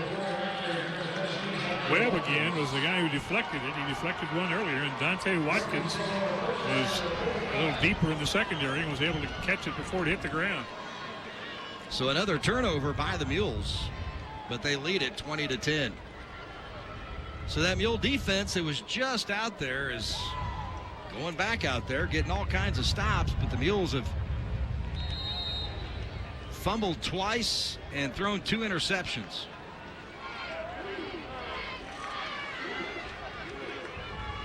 So out of the gun is going to be Marino. Hands it off to Gray. He'll run forward for a couple of yards. That'll bring up second down and 8. Mules are -3 in turnover margin so far here in the first half, Bill. That's not a good number. Anytime when it's a minus, it's not a good number. When it's a -3, that's even worse. Mules better get some takeaways here. 20-10. Mules lead it by 10. Mules haven't had many of those. 1 fumble recovery is all they've had coming into the game today. Here's Gray to the left side, gets it across midfield into Mule territory to the 45, and that'll be enough for a first down. Gray, 5'10", 195 junior, playing in his hometown. He played at St. Joe Central High School.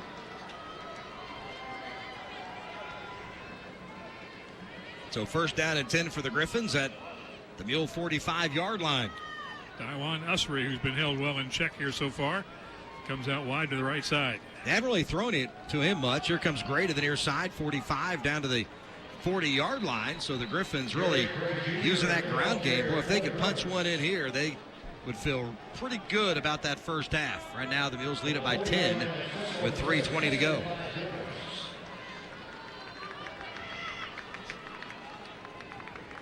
So Marino out of the gun, 2 to the far side, 1 to the near side. Usry to that far side. Got to watch him. Gray to the left of Marino. They're going to give it to Gray. He'll run to the near side. Very patient. Gets to the Mule 35-yard line, and that's going to be enough for another first down. So now the Griffons are moving the chains, but that defense has been out there quite a bit. When you turn it over 4 times in the first half, you're leaving a lot of offensive possessions on the field. Here's Marino. Out of the gun. 2 to the near side, 2 to the far side. Marino, little pump fake, he's in trouble. He rolls to the left side. He's going to be flushed. He's going to run 35, 30, 25, and out of bounds at the 24-yard line, and that'll be a first down for the Griffons. Marino was smart enough once he rolled out to his left to see where the defense had gone. The defense had shifted all its momentum over to the Mules side of the field, and there was a ton of open space on the far side, and he just took off and ran past the sticks and picked up the first down.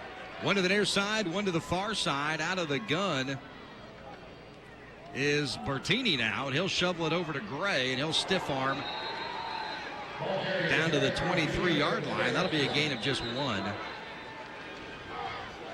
And I think the Griffons might, I don't think we have the time. No, we got a helmet off. So a Mule player will check out, and Austin Miller will check in. 2:15 to go in the first half, 20-10, Mules by 10. Carter Nikolai is the player on the Mules side who needs the helmet adjustment. So Bertini's going to be out of the gun, putting Gray in motion. They're going to run the option to Gray. He has it, cuts back into the 20 and down to the 19-yard line. Cody Bell on the stop for the Mules. Now we got a Mule down.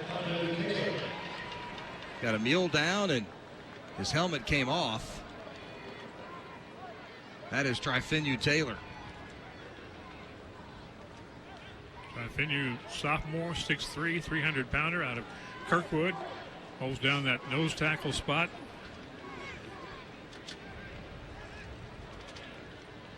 Not sure. I can't tell.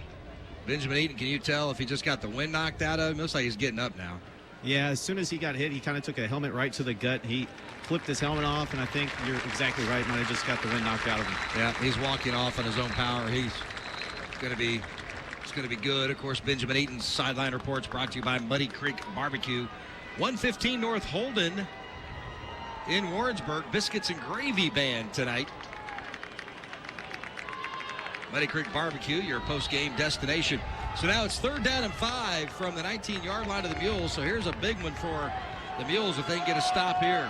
Redshirt freshman Ubong Udom in replacing Taylor at nose tackle. Bertini out of the gun. Back to passes. Bertini fires left side, caught at the 15. Enough for a first down and out of bounds at the 10. Keelan Mack wide open coming out of the backfield and picked up the first down, and they're going to mark it just inside the 10. So it'll be 1st and goal for the Griffons.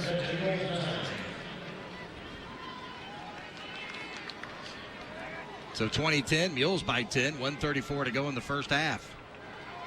Michael Hicks back in the game at defensive line for the Mules. Give him an extra lineman.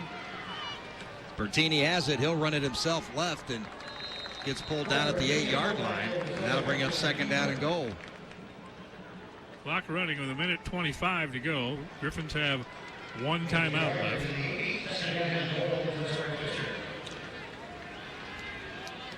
So now it's going to be Marino back into the ball game. Clock continues to run at 1:10. 2nd down and goal from the 8. Usry comes out wide to the right side. So Marino out of the gun, Gray to his left. They're going to give it to Gray, runs it up the middle to the 5 and into the end zone for a touchdown. So the Griffons get the turnover and take it into the end zone.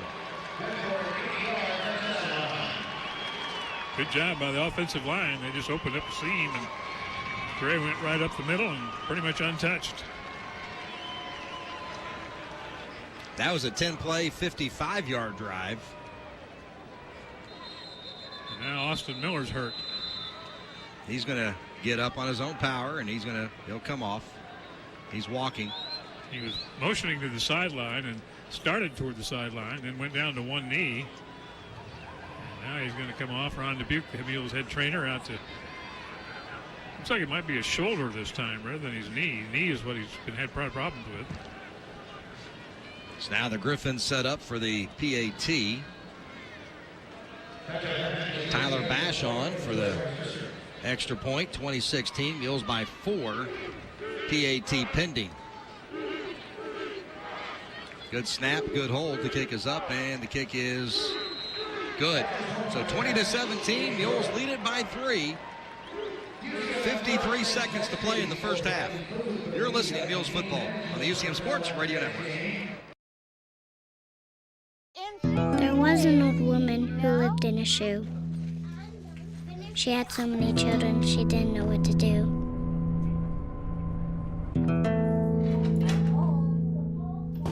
She gave them some broth without any bread and kissed them all soundly. Lights out. Good night. And put them to bed. Hunger is a story we can end. End it at feedingamerica.org.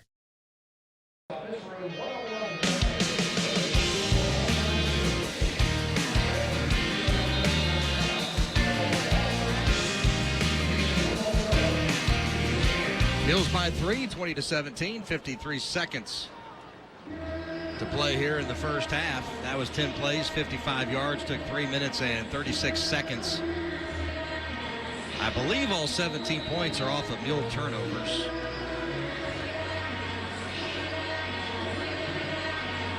Mules are going to have to clean that up in the second half.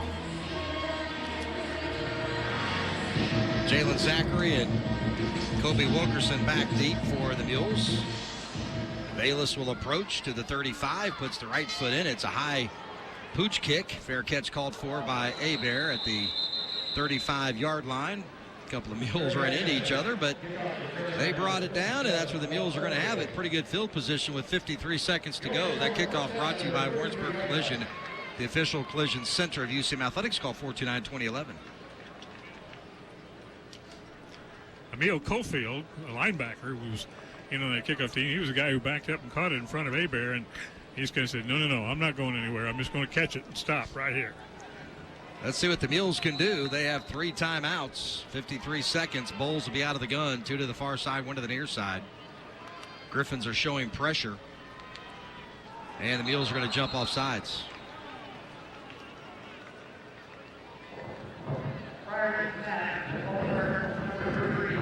Javonte Sigler took off downfield before the snap, so move it back 5 yards. Only the 3rd penalty on the Mules here in the first half. Both of the previous ones were 5-yarders. So first down and 15. Back to pass Bowles.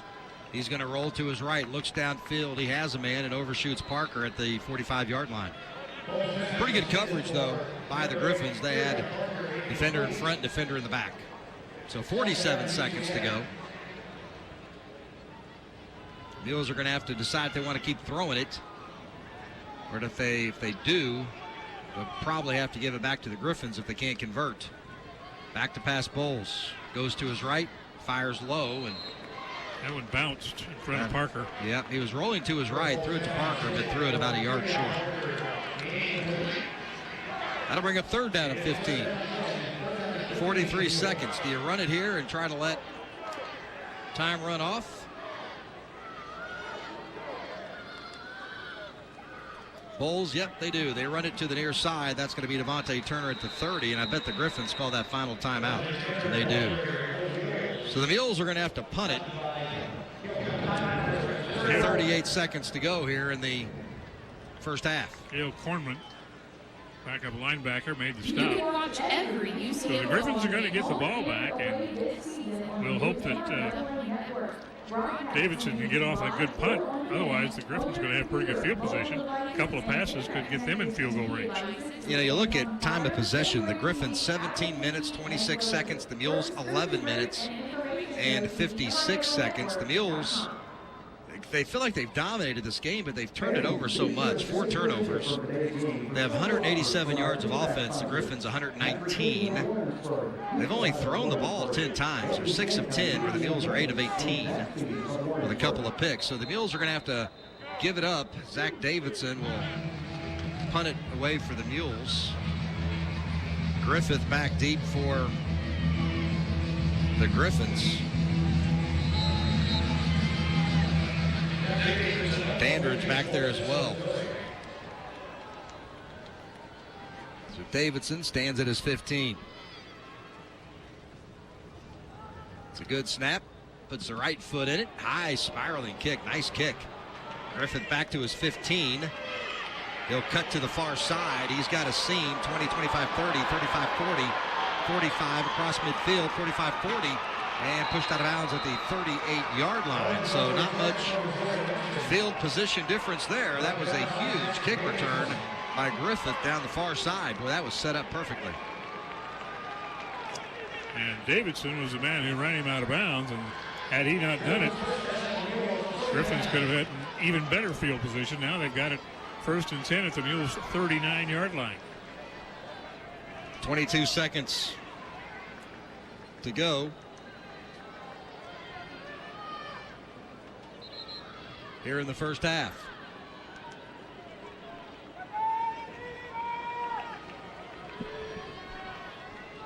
First down and 10 for the Griffons.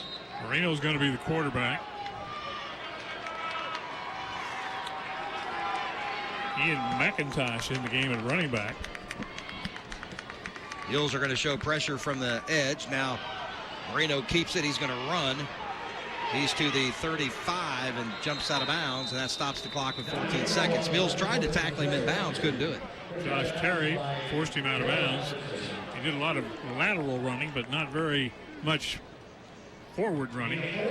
Gained only 4, but he did stop the clock with 14 seconds left.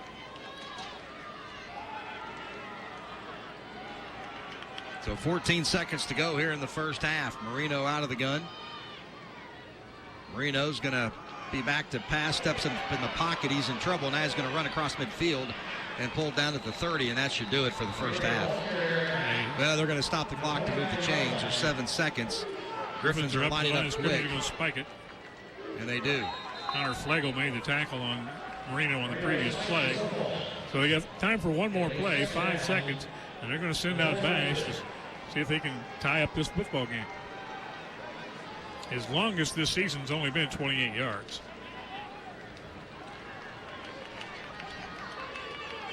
But earlier, except for the one today when he hit 46. He hit one from 46, and this one's going to be from 46, near hash. No wind to speak of. Marino's the holder. From the near hash, 46 yards for the tie at the half. Good snap, good hold. The kick is up. The kick is good. Good.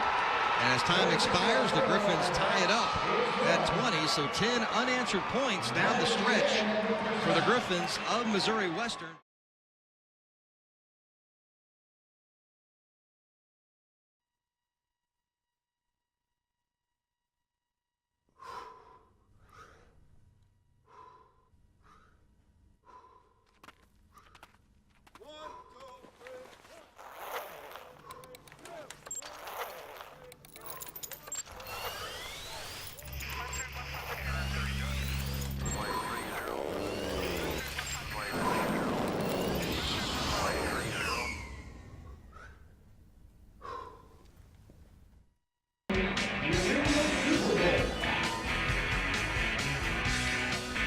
Mules and the Griffons all tied up at 20 as we get set to start the second half here at Walton Stadium, Kennedy Field.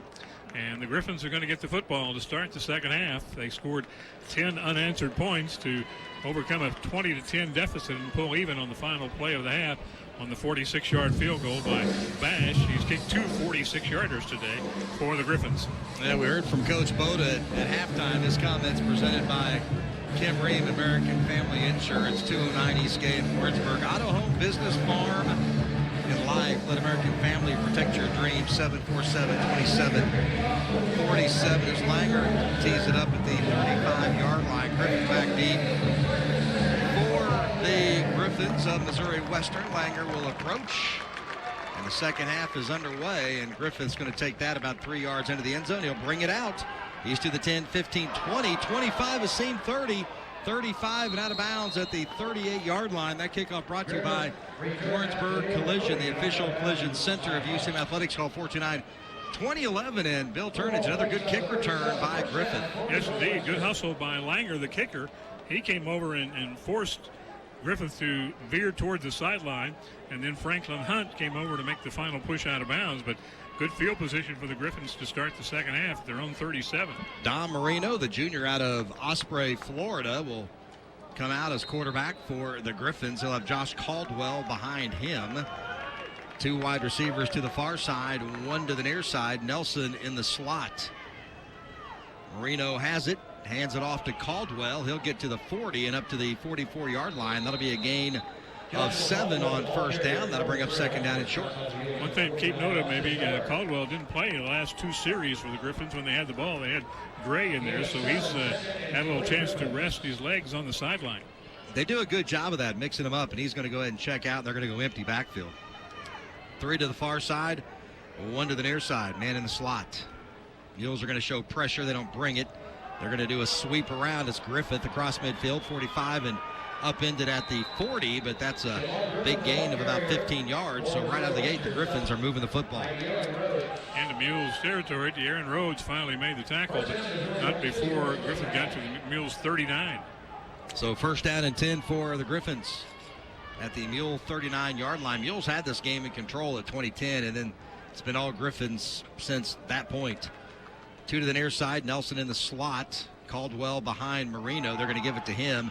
He'll run near side, gets a couple of good blocks, a couple of stiff arms, gets to the 30 and down to the 29-yard line. So he stiff-armed a couple of Mules. He's just tougher than the couple of guys there and picks up another first down. Got tripped up by the turf. Yeah, exactly. So first down and 10 for the Mule 29-yard line. Griffins coming out, just running it right down the Mules right now to start this second half. They took a big momentum advantage into the locker room at halftime with their 10-point comeback, and they're picking it right up where they left off. Here's Caldwell. He'll pick his way for about 2 yards, and that'll bring up second down and 8. Gets it to the Mule 26-yard line, so second down and 7. Michael Moana, backup defensive end in there now, 6'3", 255 out of Lawton, Oklahoma. Redshirted last year at Garden City Community College. Second down and 7. The ball at the 26-yard line of the Mules. Marino out of the gun. Caldwell to his left. Man in motion to the near side. Give to Caldwell, and he's going to be hit in the backfield, but he's going to drive forward to the 25. He'll actually pick up a yard, and that's going to bring up third down. Yeah, somebody grabbed him by the shoulder and tried to spin him around. He almost got stopped dead in his tracks, but he was going behind the big offensive tackle, Hayden Edner, 6'3", 280, and really picked up some yardage down to the 25. Yeah, really slowed him down. So now it's third down. Griffins are 1 of 7 on third down here this afternoon. Marino out of the gun. Gray is in there to his right. 3 wide receivers, back to pass Marino. Quick hitter slant, dropped at the 15-yard line. And that's going to bring up fourth down at the 25. And here comes their field goal kicker, Tyler Bash. Keelan Mack, the intended receiver. De'Aaron Rhodes in there to knock it away with a hand. Bash already has a couple of 46-yarders. This one's going to be a little chip shot from 42 on the near hash. It's been 10 unanswered by the Griffins, and now they're trying to take the lead. Marino is the holder. Good snap, good hold. The kick is up, and the kick is good. And the Griffins have scored 13 unanswered, and they lead it 23-20. You're listening to Mules football on the UCM Sports Radio Network. We can stop to make sure someone is okay. Get in the way and disrupt the situation. Codify an authority. Or walk them home safely. We can change the language around rape. We can make campuses safer for our teammates, our friends, and our classmates. We cannot be bystanders. Taking action isn't always easy, but it's on us to intervene. Because we can. Learn more and take the pledge at itsonus.org.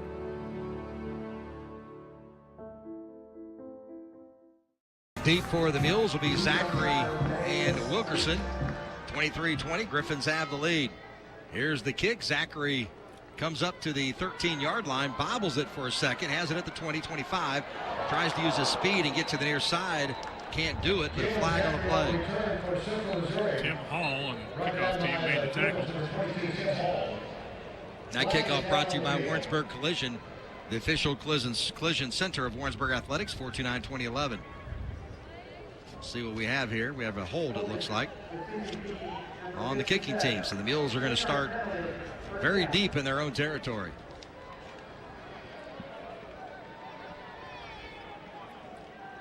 Line of scrimmage. They're going to say it's going to be right about the 12-yard line. So first down and 10. Mules only had 3 5-yard penalties in the first half. First down and 10 from the 12. 23-20. Griffons have the lead. 12-11 to go in the third quarter. So Bowles will be out of the gun. Kobe Wilkerson to his left. Man in motion is Zachary. They're going to give it to Wilkerson. He goes left side of the 15. Hits the corner to the 19-yard line. So a nice pickup on first down for the Mules and Kobe Wilkerson.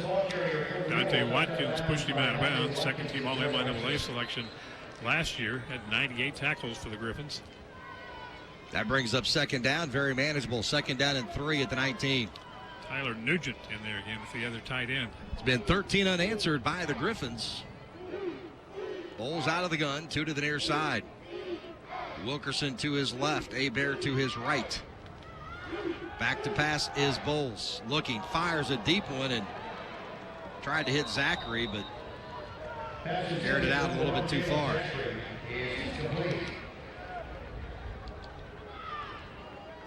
Bowles having trouble with some of the deep stuff, but the mid-range underneath things today has been pretty solid. Bowles 8 of 18 for 100 yards and a couple of touchdowns, couple of interceptions. Third down and 3. Big third down here for the Mules. Give it to Wilkerson. He'll go right side and get that first down. No, check it. Zaylen Zachary. Nope. Wilkerson. Jonathan Owens made the tackle, but not before Kobe had picked up the first down. Yep, big first down for the Mules. They're trying to go quick. They've had their most success in this game by getting to the line and going. Trips to the near side, one to the far side. Wilkerson to the left of Bowles. First down and 10 from the 26-yard line. Bowles surveys that defense. He's going to keep it, goes right side to the 30, makes a man miss to the 35, to the 40, and pulled down at the 44-yard line. That is a run of 18 yards for Brooke Bowles and a big first down, and the Mules are moving it up towards midfield. It's the longest run from scrimmage today by the Mules. And Brooke had the longest run from scrimmage last week at Fort Hays. Now Devontae Turner in there, the redshirt freshman out of Memphis. Parker to the near side. Bowles has it, hands it off inside, and that's going to get right back to the line of scrimmage. And that'll be a second down and 10. You got Devontae Turner in there and Kobe Wilkerson. Now Turner's going to come out, and Javante Sigler comes in as an extra wide receiver. So Parker's going to come to the near side. Eccles to the far side. Trips to the near side. Hebert and Sigler. Bowles out of the gun. Here come the Griffson pressure. Now they're going to hit Sigler across the middle of the field. He gets to the 50, 45, down to the 40, flag down, and that's going to be roughing the passer. So you're going to have 15 on to this one as it gets down to the 39-yard line. Here comes another flag coming in late. So we got some laundry on the field. I know one's going to be a roughing the passer call. We'll see what the other one is. Hopefully the Mules didn't do something at the end of that play. I think that one's also going to be against the Griffons, just from their body language down there on the field. Now you got to figure out the enforcement. Is that going to be, one's going to be a 15-yarder. This may be a huge penalty. Go down to Benjamin Eaton, see what he saw. Benjamin? So you got it right on, hit it right there. Bulls got hit late, so that's the first one. And then later it was after the play, and Kyle Eccles came up clapping his hands. So it looks like you said, both of them are going to be on the Griffons. Now it's going to be up to the enforcement. That sideline report brought to you by Muddy Creek Barbecue.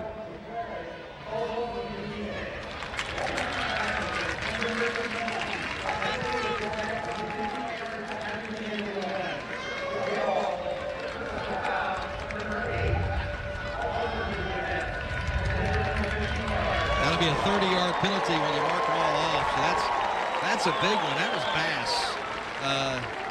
Darian Bass, the senior out of St. Louis, was the last dead ball personal foul. Yeah, if you're a senior and a regular like he is, you should know better than that. That's 30 yards worth of penalties right there. Matt Williams is not going to be happy over that at all. So that puts the Mules in great position here. They're going to mark that at the 12-yard line. Wow. So you go from the 42 to the 12. Even I can do that math. Matt Williams is standing with his hands on his hips, and I bet somebody's getting the nasty stare from the head coach. Bowles out of the gun. Griffin showing pressure. Bowles looks to the sideline, changes the play. Now they're going to put Wilkerson to the right of Bowles. Bowles gives it to Wilkerson, and he'll maybe pick up a yard. That'll bring up second down and 9. Now they can get to about the 2-yard line and pick up a first down.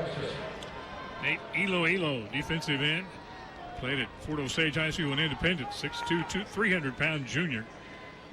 Wilkerson to the left of Bowles, 4 wide receivers. Coach McMiniman on the sideline for this game. I haven't seen that in his 2 years here. They're going to give it to Wilkerson up the middle to the 5, into the end zone. Touchdown, Kobe Wilkerson. Touchdown run right up the middle, and Kobe Wilkerson gets his first touchdown as a Mule. Good steal block from the center, Jake Eckler. He turned his man back to the inside, and then Kobe ran right behind him and had a clear path to the end zone. That was a nice drive, aided by 30 yards and penalties, but still, Mules are back on top, 26-23. Now the exciting play of the day for the Mules, an extra point attempt. This is where it gets interesting. See if Langer can make the extra point. Good snap, good hold. The kick is up. The kick is good. All right. Made it. I think he's found his groove. 27-23. Mules lead it. 9:14 to play in the third quarter. You're listening to Mules football on the UCM Sports Radio Network. My granddaughter is named June Elizabeth, but I call her Junebug. My hope is to teach her about kindness and about the love of animals and nature. I want Junebug to have the same opportunities I had by watching PBS. My husband and I feel so strongly about our PBS station that we've included them in our estate plan. Call 1-800-753-3436. PBS is part of our values, and we want to pass it on to the next generation. 9:14 left to play in the third quarter. The Mules have stopped the run of 13 unanswered points by the Griffons and regained the lead 27-23. Now we'll see if the defense can come up with a stop here and get the ball back. Langer tees it up at the 35. Back deep is Griffith for the Griffons.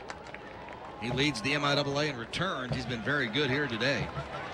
So Langer will approach, puts the right foot in. They're going to pooch it. They're not even going to give him a chance. It's caught at the 25 by the up man. He's going to bring it up to the 40-yard line to the 42. And that's where the Griffons are going to have it. First down and 10. It's a pretty good filled position for the Griffons. That kickoff presented by Warrensburg Collision, the official collision center of UCM Athletics. Call 429-2011. So Bill, good field position for the Griffons to start this one. Yes, indeed. Evan Shohan, freshman reserve linebacker on the kickoff team. Made that catch of the pooch punt, brought it out to the 41. Only other game in the MIAA going on right now. Northwest leads Nebraska Kearney by the score of 10-0. That's in the second quarter. Corey Bertini is in at quarterback for this series for Missouri Western. Empty backfield. 3 to the near side, 2 to the far side for Bertini. Mules are showing pressure. Now they're going to back out of it. Now we're going to get a flag, and it looks like maybe a false start. Yeah, that ball came rolling out of there from the center, Max Oser, not like a snap at all. So somebody hit him early, I believe, and caused that. That's the 8th penalty on the Griffons so far in this game. Actually, they didn't hit him early because it's a false start penalty against the Griffons. Griffons moved, and then the Mules moved, and somebody leveled Oser. So first down and 15 for the Griffons. Bertini has it, gives it to Caldwell. He'll bring it up the middle, and he's going to break free. Breaking tackles across midfield to the 40 and down to the 38-yard line of the Mules. He was just breaking tackles and running over Mule defenders. Montez Lattimore had to make the stop, but not before he got into Mules territory at the 38-yard line, 1st and 10. Mules defense has been bend, don't break. They have forced a lot of field goal attempts in this game. Empty backfield for Bertini. 3 to the near side, man in motion now. They're going to give it, nope, they're going to fake it. Bertini up the middle. He's to the 30 and crawls his way down to the 29-yard line, and that'll be a pickup at 9 on first down. Ball's now at the Mules' 29-yard line, 2nd and 1. Alex Lackey on the tackle for the Mules. Bertini out of the gun. He's got Gray to his left, 2 to the near side, 1 to the far side. 8:19 to go in the third quarter. Bertini looks over that Mule D. Now they're going to put Mack in motion. They're going to give it to Mack, and he's going to put the shoulder down and get the first down. And he's at the Mule 27-yard line. Mark at the 26. So first down and 10 for the Griffons. Bertini's a big guy, 6'4" and 230. Out of Glenwood, Iowa. He played at Iowa Central Community College. He was with the Griffons last year, backed up Skylar Windmiller. Bertini out of the gun, has it, gives it to Gray, and that's going to be blown up in the backfield. That'll be a loss of 2. Boy, that never really had a chance. A lot of confusion on that play for the Griffons. Not a clean handoff at all, and Carter Nicolai was right in the middle of it. Made sure that there was no yardage to be gained. So second down and 12 now for the Griffons. Ball's at the 28-yard line of the Mules. 7:30 to play here in the third quarter. And Caldwell is back in at running back for the Griffons. Caldwell to the right of Bertini. 3 to the near side, man in the slot. They're going to give it to Caldwell, and he's going to lose about 4 yards. The ball comes out. Mules are going to jump on it. Let's see. And the Mules have it. The Mules get a takeaway. They turned it over 4 times in the first half, but they get in the third quarter and take it away from Caldwell. Big play by that Mules defense, Benjamin Eaton. Yeah, it was Rick Pesic who forced the fumble, and jumping on it is redshirt sophomore Cody Bell, new to safety this year, and he really helped out there by jumping on the ball and giving the Mules the football. That's Benjamin Eaton Report, brought to you by Muddy Creek Barbecue, the place to go for your post-game, hopefully, victory here. They have the Biscuits and Gravy Band there tonight. Also, all kinds of great specials, so check it out. Muddy Creek Barbecue here in Warrensburg, 115 North Holden Street. Let's see what the Mules can do with this turnover.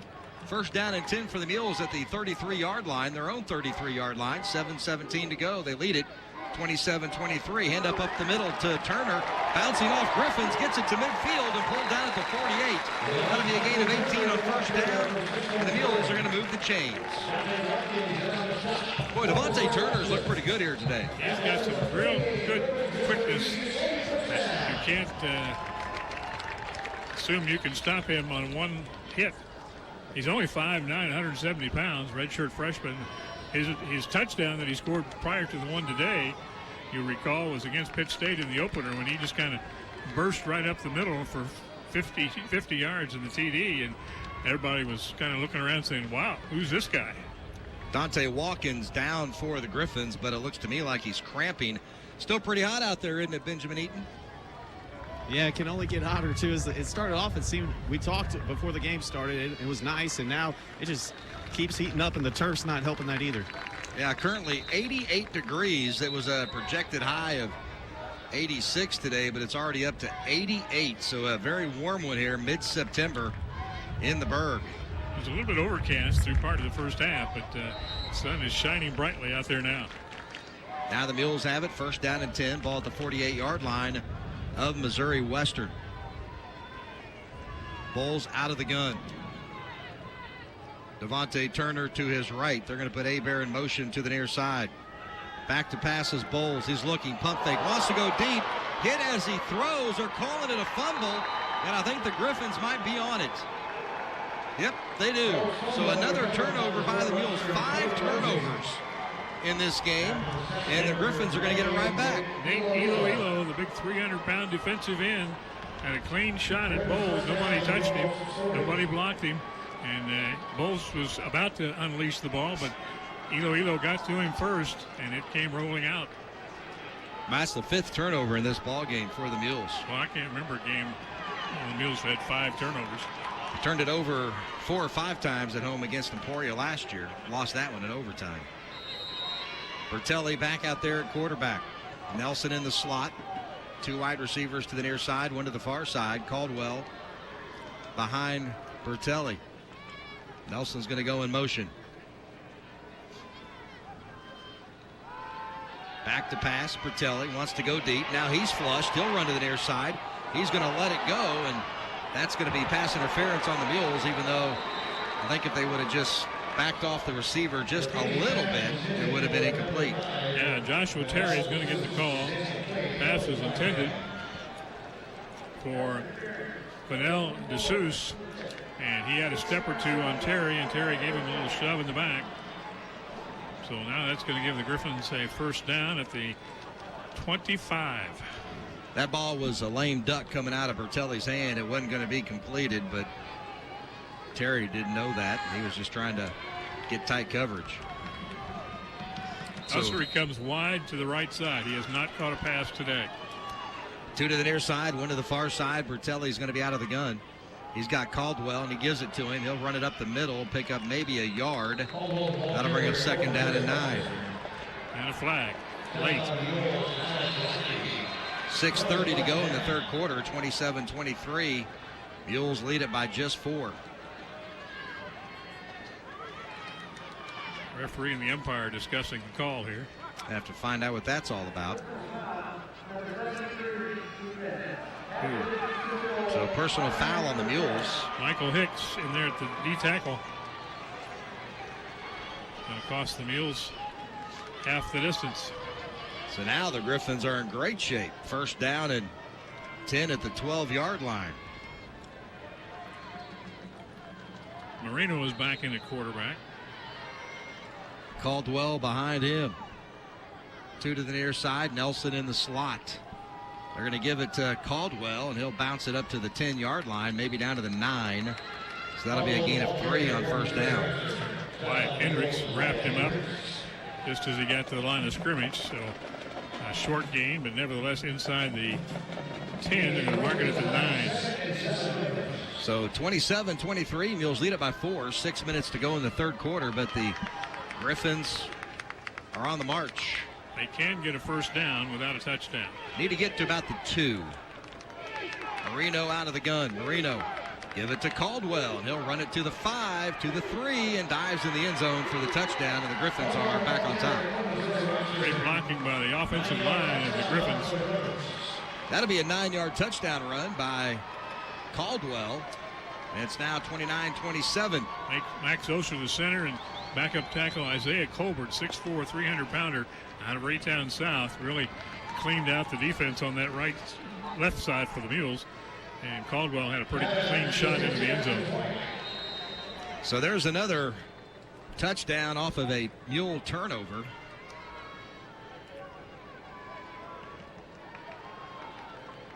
Bash is on for the PAT to try to make it a 3-point lead. 29-27, Mules down a pair.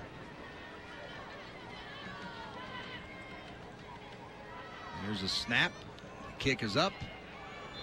And the kick is good. 30-27. Mules down 3. You're listening to Mules football on the UCM Sports Radio Network. Hi. You think you're probably sober? Yeah. But you're thinking about taking the back roads home just in case. Why would you do that? Probably okay isn't okay. Call a cab, a car, or a friend. Good choice. Well, Mules are just going to have to keep battling. The Griffons are, and they've come back to regain the lead. Mules were up 10 with about 5 minutes to go in the first half. Griffons scored 10 unanswered points, then tacked on a field goal early in the quarter. Mules came back with a touchdown. Now the Griffons have come back with a touchdown, and they're up 30-27 with 5:44 left in quarter number 3. That was a 3-play, 40-yard drive. Remember, there was a pass interference call in there that aided, so let's see what the Mules can do here. Mules have turned it over 5 times.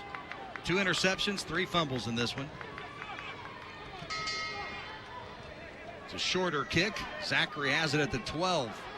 Zachary to the 20, 25, 30, up to the 35-yard line. So the Mules will have pretty good field position to start this drive. That kickoff presented by Warrensburg Collision, the official collision center of UCM Athletics. Call 429-2011.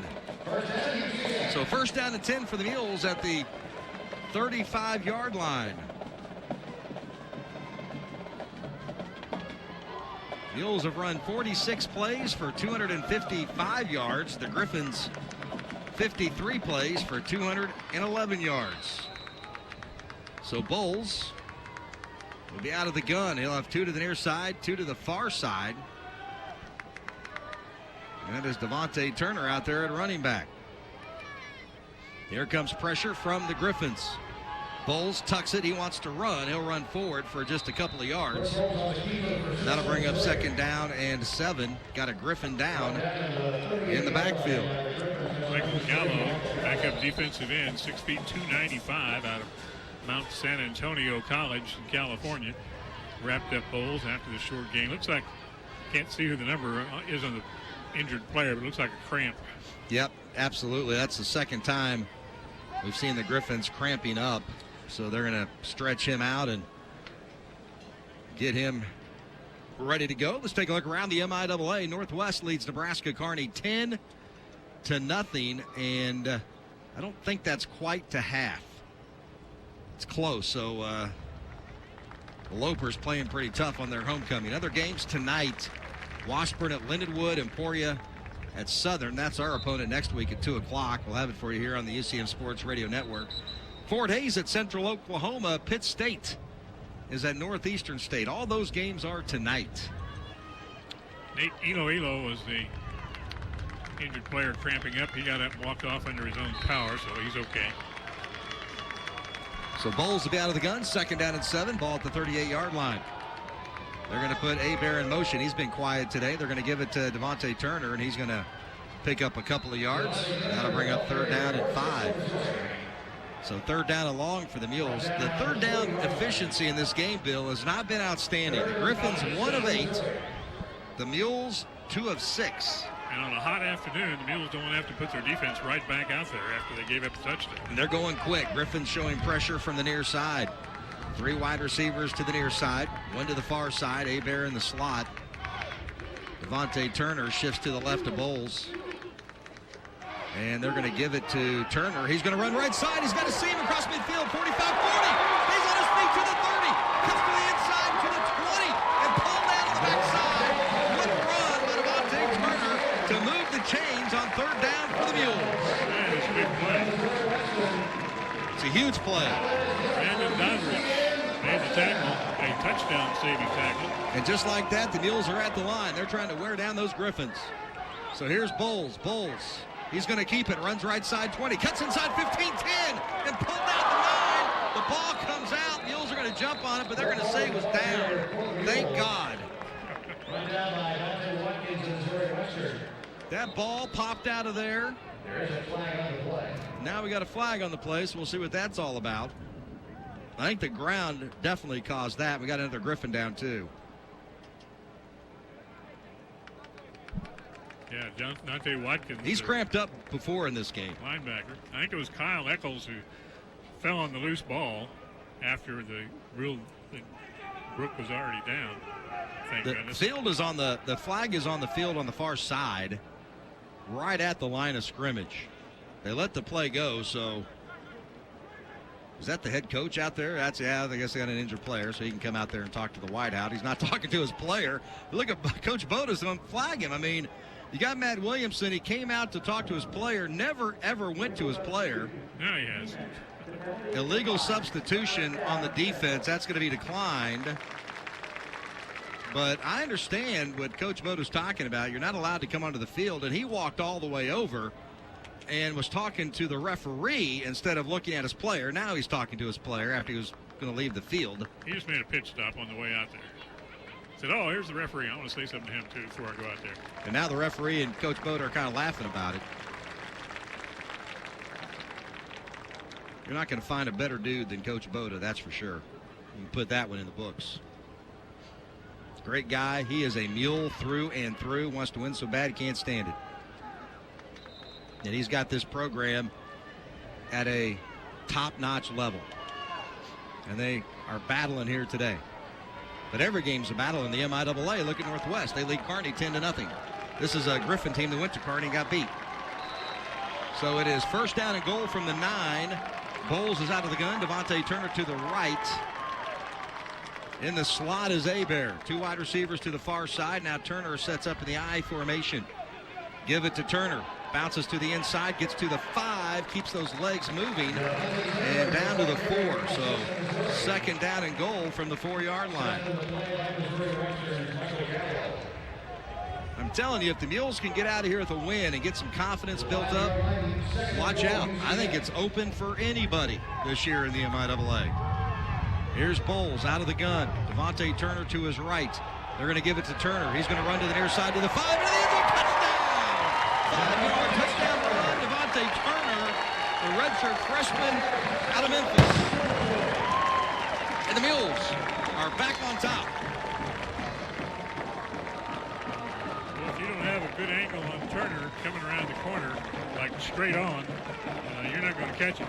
No, you are not. He angled for the furthest corner away from the play and got it in there. So now Langer on for the PAT.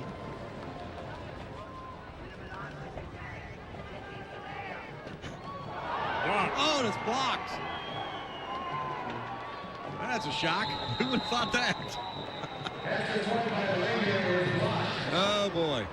Yeah, we can't kick a PAT. That's not our thing. 33-30.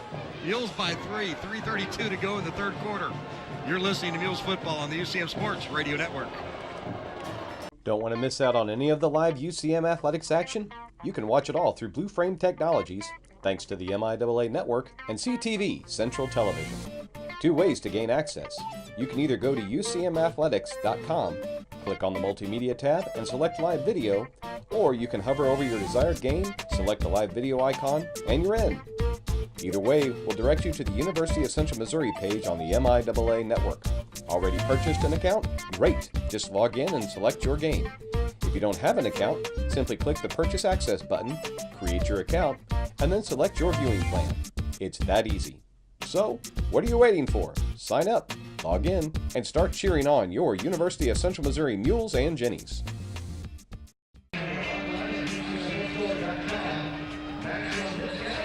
That was a nice drive. 6 plays, 65 yards, 2 minutes, 6 seconds. And it was a 5-yard touchdown run by Devontae Turner, but the PAT was blocked. So what's that, 2 missed PATs this game? Yes. So instead of 35-30, it's 33-30. Field goal will tie it. So a lot of football to put. It's frustrating out there. I know it is. No such thing as an extra point being automatic for the Mules today. Nope. 3:32 to go, 33-30, Mules by 3. 3:32 to go in the third quarter. Langer tees it up at the 35. Puts the right foot in it. Griffith back deep in his own end zone. 1 yard deep, brings it out to the 15-20. And it'll be wrapped up. 21-yard line. That's great kick coverage by Mules Special Teams. That kickoff presented by Warrensburg Collision, the official collision center of UCM Athletics. Call 429-2011. I don't claim to have any knowledge of what goes through a kicker's mind and everything else, but it's just hard for me to grasp the concept of how you can kick field goals perfect so far this season.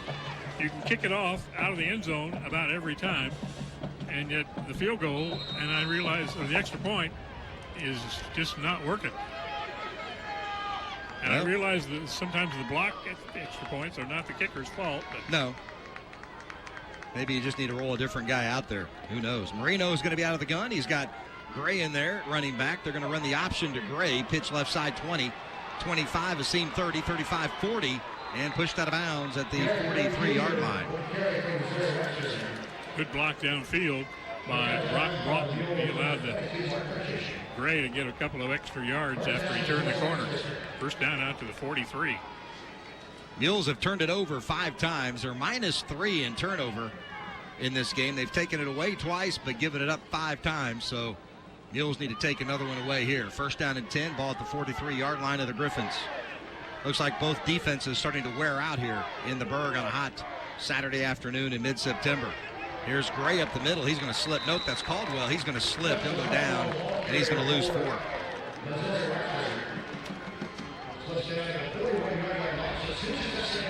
So that's been the best thing that's happened to Caldwell. He tripped one time on the turf when he had a big seam on the near side, and that time he slipped and fell down. Other than that, he's shown why he's the best running back in the MIAA. Reno out of the gun. 2 to the near side, 1 to the far side. He now has 130 yards and 19 carries.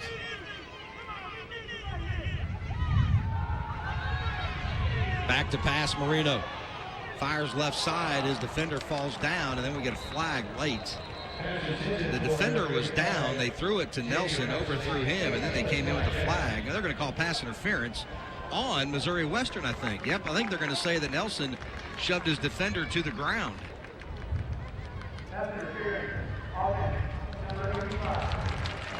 Boy, you don't see that very often, Benjamin Eaton.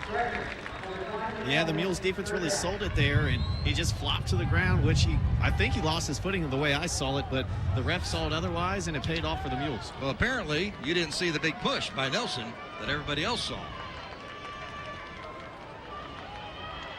That's why it's pass interference on the Griffons. So now it's 3rd down and 12.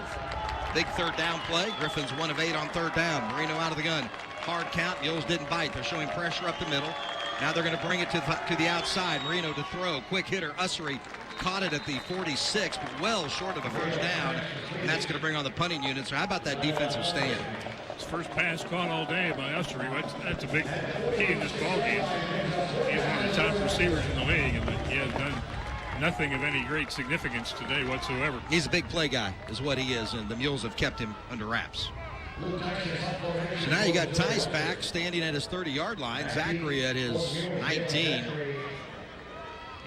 Let's see if Zachary can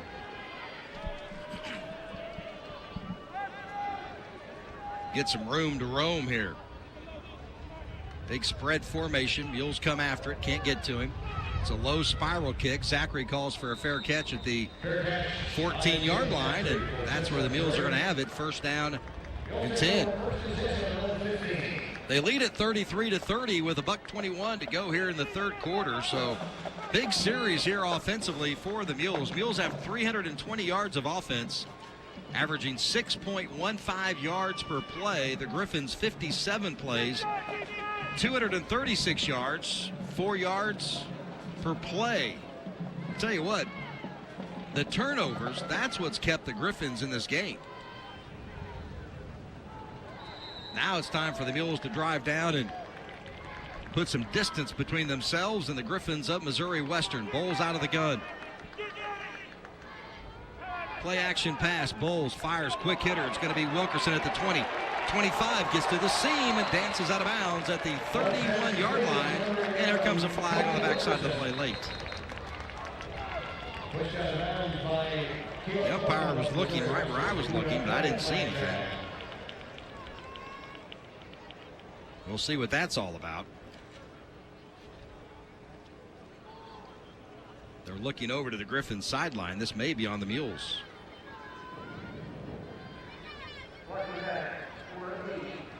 Block in the back on Kerryon Parker. So it's still going to be a first down for the Mules, but they're going to move it back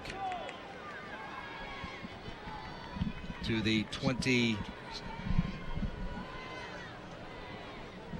See where they're going to mark this off at. It's going to be at the 24-yard line. 23-yard line. Check it. Now they're not sure. Going to move back to the 22-yard line. So first down and 10 for the Mules at the 22.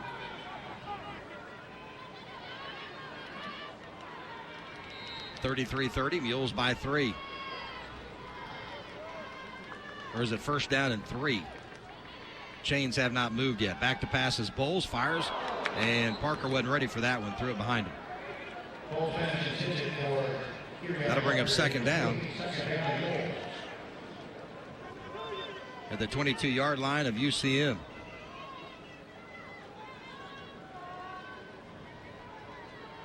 (33-30). Mules by 3. 2 to the far side, 1 to the near side. They're going to put Abear in motion. Bowles has it. They're going to hand it off in the backfield. That's going nowhere at all. Kobe Wilkerson got blown up, and he lost a couple on that one. That's going to bring up third down. Tyrell Robinson was right there waiting for Kobe. Back to the 19-yard line. So third down and 6 for the Mules. Mules 3 of 7 on third down conversions. 40 seconds to go in the third quarter. Mules need a big play here.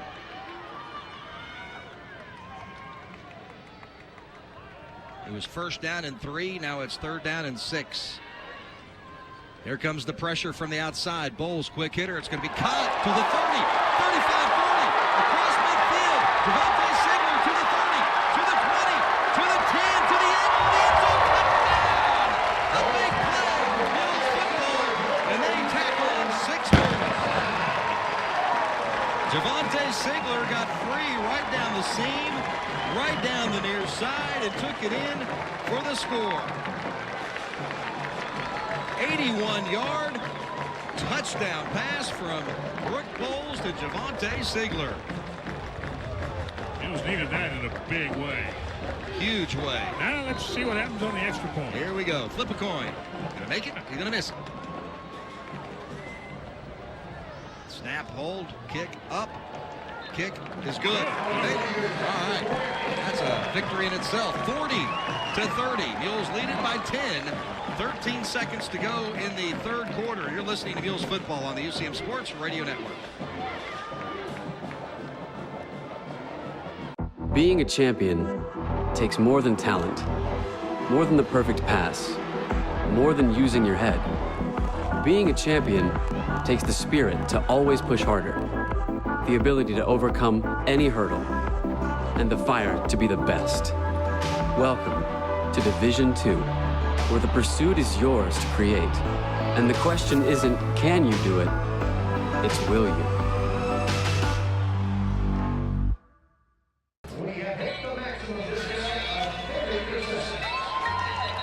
"13 seconds left in the third quarter. The Mules have tacked on their touchdown and now lead by 10, and that's a good sign because they've hit 40. And in the years of Jim Sabota, the Mules are 30-1 when they score 40 or more points. 4 plays, 85 yards. Took 1 minute, 8 seconds. That was an 80-yard touchdown pass to Javante Sigler from Brooke Bowles. Langer tees it up at the 35. Griffith back deep. Griffith driven back into his end zone deep, and he's going to bring it. No, he does. Oh, he's got to now. No, he went open. He brought it out. He was 9 yards deep, brought it out, then went back in. Is that a safety? That's a safety, absolutely. Huge mistake by Griffith. Now we got a flag. It might be excessive celebration on the Mules. I don't know how that can possibly be excessive celebration unless somebody ran onto the field. Well, I think several guys in the red jersey ran on the field.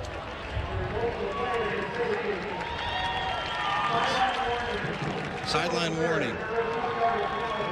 Good.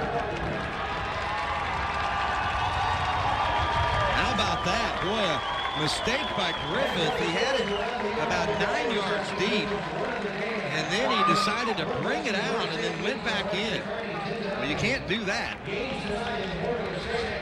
I wasn't sure he came all the way out. Looked like he had a foot out. That's all you need. I wasn't sure if the rule was 1 foot or both feet or what. He brought it out.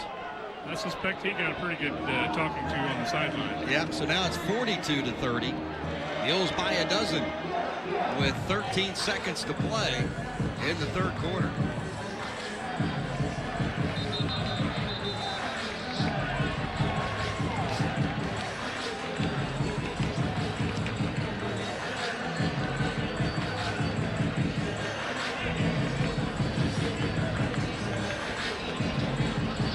So now the Griffons have to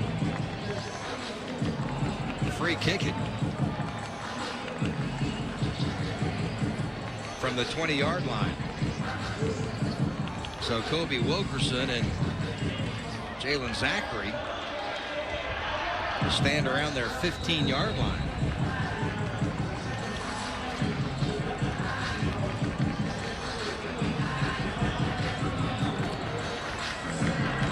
Yeah, if the Mules could come down and score on this. There's Avalis, puts the foot in it. They might put this one out of reach. Kobe at the 30, 35, 40, and tripped up at the 44-yard line. So the Mules are going to have great field position. That kickoff brought to you by Warrensburg Collision, the official collision center of UCM Athletics. 4-2-9-20-11, 8 seconds to go in the third quarter. But Benjamin Eaton, what a turn of events. The Mules get 2 points on the safety and then get the ball right back around midfield. Greg, the feeling on this sidelines like the beginning of the game. It feels like they're pumped up, ready to go, but they are electric. And I think, like you mentioned, Coach McMiniman on the sideline has done drastic changes over here. Yeah, it'll be interesting to talk to Coach Boda about that and the decision to put Coach Mack down on the sideline. So now Bowles will be out of the gun. 2 to the near side, 1 to the far side. They're going to put Eccles in motion. They're going to give it to Devontae Turner on the near side, crosses midfield, cuts back inside to the 45, and that'll be a gain of 10. First down, and that'll be a first down. Mule down, though, on the sideline. I think that might have been the lead blocker for Devontae Turner. See who that is down there. I really do enjoy volunteering. I like to think that I have made a difference. That's enough. I don't need to be patted on the back. I've included my PBS station in my future plans. It's not a big gift, but something that will help them. Consider including KMOS in your plans. For more information, call 1-800-753-3436. Every little bit helps. If we can do a whole lot of little bits, then we've done a great service.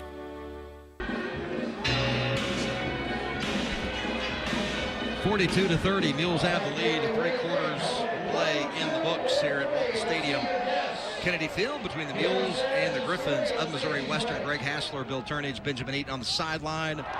Nick Davies, our producer engineer. Mules through 3 quarters have 426 yards of offense compared to 236 yards of offense for the Griffons. And Bill, this wouldn't be a game except the Mules have turned it over 5 times. And a career day for Devontae Turner. 14 carries, 124 yards, and 2 touchdowns. Yeah, he's having a great ball game, no doubt about it. Mules have it.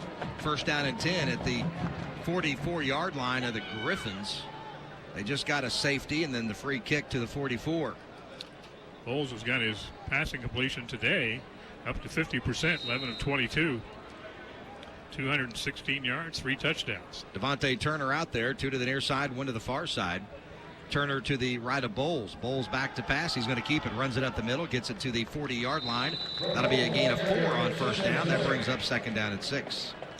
Cody Lindsey wrapped him up. So second down and 6 from the 40-yard line of Missouri Western. 2 to the near side for Bowles. They're going to give it to Turner. He'll run inside, cuts it back up the middle, keeps his feet moving, gets it to the 36. And that'll bring up third down and short. Third down in just a couple. Tyrell Robinson was able to wrap up Turner around the ankles and bring him down after a short gain. They're at the 36-yard line of the Griffons. So 3rd down and 2 for the Mules. It was 4 of 8 on 3rd down today. Far better than the 1 of 9 that the Griffons are. Devontae Turner to the right of Bowles. They're going to give it to him up the middle. 35 spins, breaks a tackle to the 30, 25, and down to the 21-yard line. Devontae Turner doing his Josh Caldwell impersonation, running through tackles, running over Griffons. He's a big, strong back doing a great job.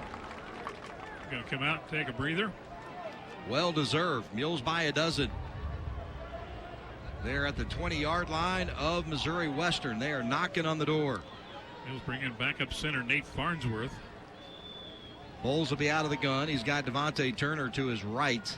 No checking. It's Wilkerson back to pass. Bowles overshoots everybody. Tried to hit the tight end Nugent down the middle of the field and overthrew him.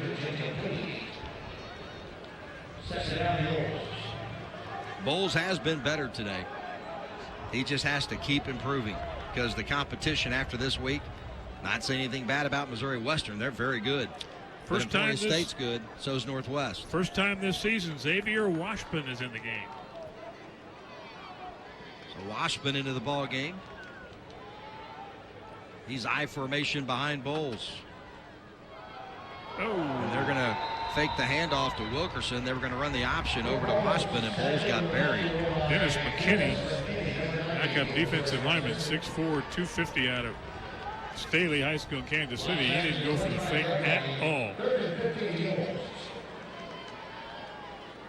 So now Washburn's going to check out.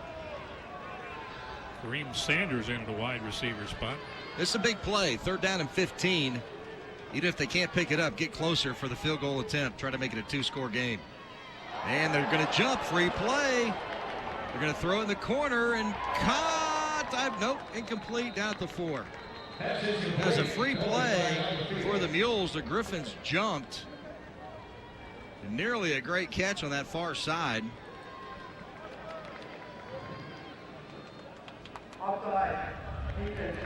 But the defense jumped, so it's going to be a 5-yard penalty. Replay 3rd down. Now Parker back into the ball game. He'll go to the far side, so you have 2 to the near side, 2 to the far side. Watch Parker over there on that far side on the fade. Bowles, and oh, the defense jumps again. What were they thinking? Now they throw it in the corner. That's going to be incomplete, but that's 5 more yards. The defensive back, that was Patrick. Isaiah Patrick. He ran all the way. He just lost awareness on the field. He just didn't know where he was. He was just running up there to try to show pressure, and he ran 5 yards into the Mule backfield. Let me correct that offensive line change I made for the Mules a while ago. It was not Nate Farnsworth coming in. It was Connor Hill in at left guard. So now it's 3rd down and 5. If they can get him to jump again, get a 1st down. So Bowles out of the gun. Back to pass. Little quick hitter and overthrew Kobe Wilkerson. He was rushed, had some pressure, and could not complete it. Tyrell Robinson was coming hard and applied the pressure. So here comes Langer on for a field goal attempt. This will make it a 15-point lead with 12:35 to go if he can get this down. That's 2 full scores.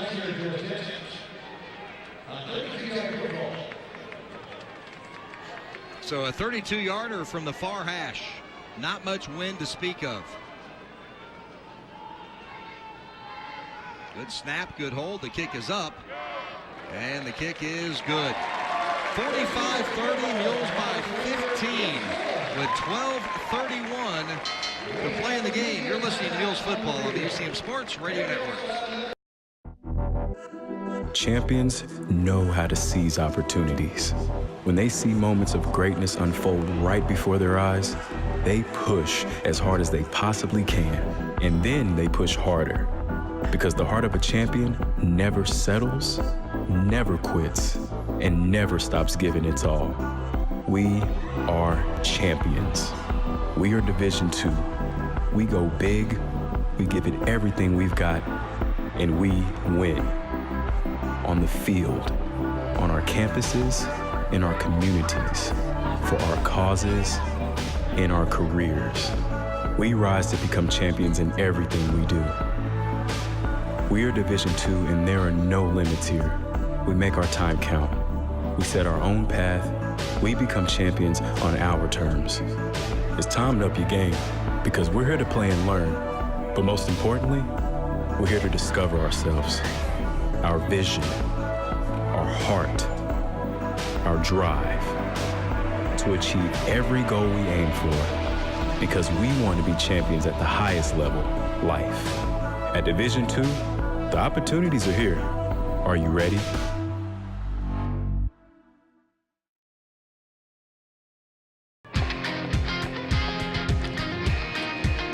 12:31 left to play in the game. 75 points scored in this game today.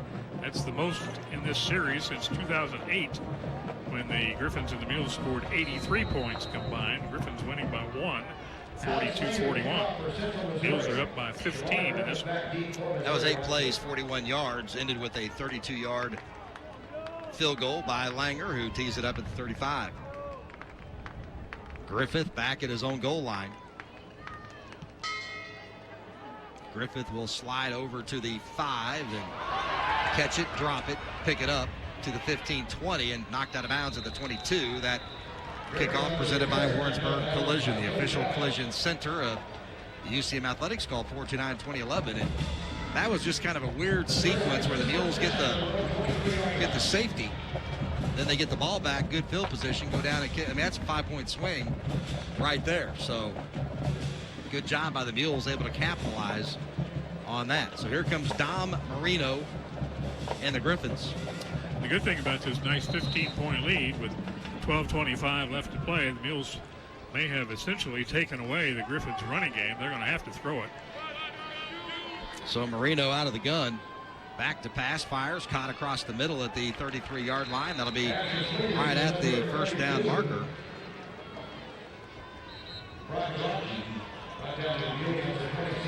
Montez Lattimore on the stop. Broughton able to haul that one in. Makes it first down and 10. Franklin Hunt comes into the game as a defensive back. He'll take Lattimore's place. Marino's going to shift Caldwell to the right. Marino's going to keep it, run to the near side, 35-40. He's got a seam across midfield. 35-30, 20, 10, 5, touchdown. Wow, how about that? And the worm is turned just like that. 67-yard touchdown run. Yeah, they went to the running game all right, didn't they? How's that? 67-yard touchdown run, for your running right game, up the gut. Bill? I mean, right up the gut. Not even touched. Well, we got a ball game still. It's not over. And they're showing they're going to go for 2. They're not, I wouldn't think. Not yet. So here's Tyler Bash on for the PAT.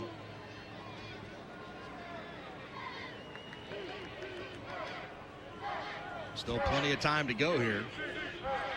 Good snap, good hold. The kick is up, and the kick is good. So 45-37. The Mules lead it by 8 with 11:47 to play in the game. And for a minute there, you could almost breathe easy because we're up 15. Here we go. Hi everyone, this is Greg Hassler. Now it's just 8. You to join us every Tuesday. So 11:47 to play in the game. 45-37. The Mules have the lead. You're listening to Mules football on the UCM Sports Radio Network. 1 in 6 seniors faces the threat of hunger, and millions more live in isolation. America, let's do lunch. Drop off a hot meal and say a quick hello. Volunteer for Meals on Wheels by donating your lunch break at americaletsdolunch.org. Well, it's still a ball game here in the Berg. 45-37. Mules lead it by 8 with 11:47 to play. That last drive by the Griffons, 2 plays, 77 yards, took 38 seconds. And it was a 67-yard touchdown run by Dom Marino. Cut it to an 8-point lead. Right now in the MIAA, Northwest leading Nebraska Kearney by a score of 10-0. That's in the third quarter. Everything else tonight. So Aviles will tee it up at the 35-yard line as Kobe Wilkerson and Jalen Zachary back at their 5. If we can get Kobe or Jalen to run one back. That'd be nice. So Aviles will approach. Kicks it to Jalen Zachary, about 2 yards deep in the end zone. He's going to bring it out to the 5-10. Angles inside 15-20, a seam 25, and up to the 30-yard line. And the Mules are going to have it first down and 10 at the 30. Kickoff brought to you by Warrensburg Collision, the official collision center of UCM Athletics. Call 429-2011. Dominic Jamerson, defensive back on the kickoff team, downfield to make the tackle for the Griffons. Well, Benjamin Eaton, here we go. It's been a back-and-forth game. Mules only lead it by a touchdown and a 2-point conversion. And it looks like Devontae Turner's going to be the back going out there. They're also 11:40. You guys have been mentioning that time going off. And Turner out there, I'm pretty confident they can get some of this time off the clock, too. 16 carries, 144 yards for Devontae Turner. That sideline report brought to you by Muddy Creek Barbecue, 115 North Holden. Make it your post-game destination. Biscuits and Gravy Band tonight live at Muddy Creek. Bowles out of the gun. Hands it off to Devontae Turner, and he's going to be hit in the backfield. He'll lose a yard. Each team has their full complement of timeouts. Mules still need to score. They need to figure out a way to get this down there and kick a field goal or score a touchdown, make it a 2-score game.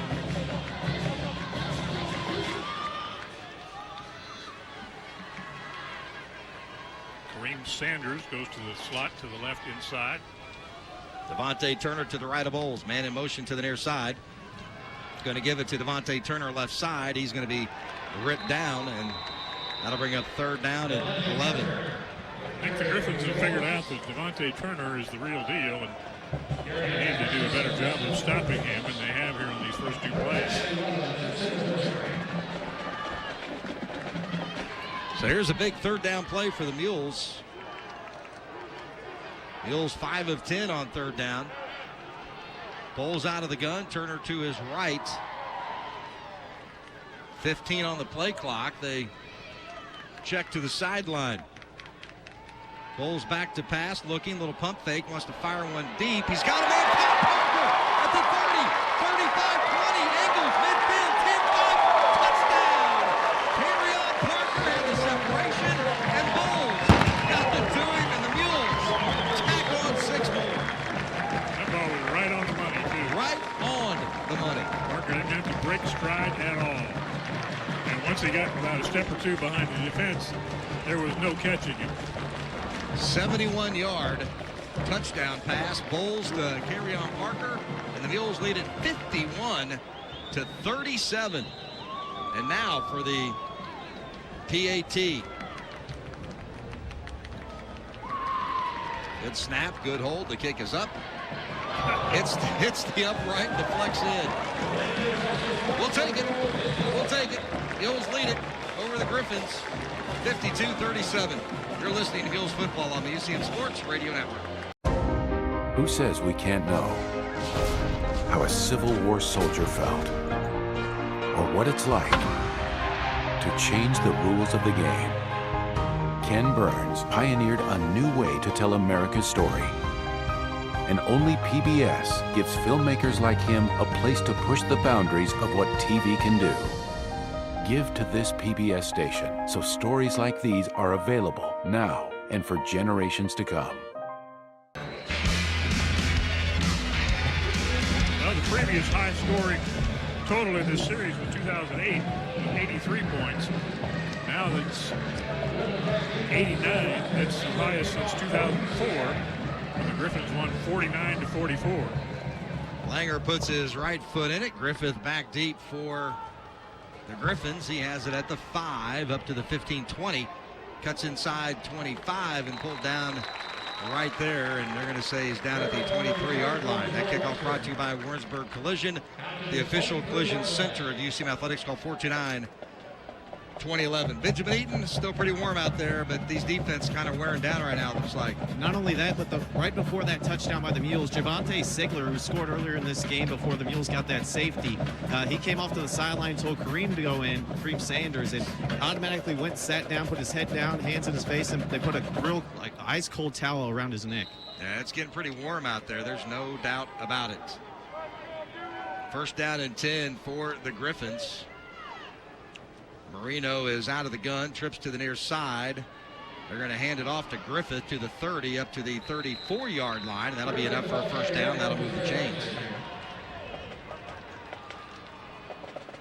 They're in the top of the hour, listening to Mules Football, 1450 KOKO Warrensburg, 98.5 KWKJ, Windsor, Warrensburg, Sedalia, WarrensburgRadio.com.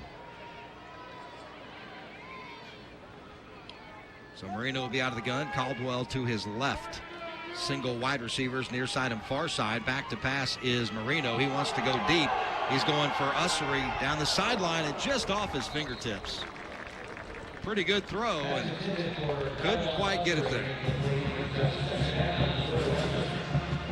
Josh Terry on the coverage, but almost in the hands of Ussery.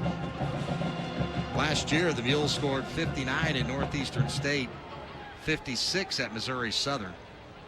So they've been rolling around in the 50s before. Out of the gun's going to be Marino, 9:38 to play. Still a lot of time to go in this one.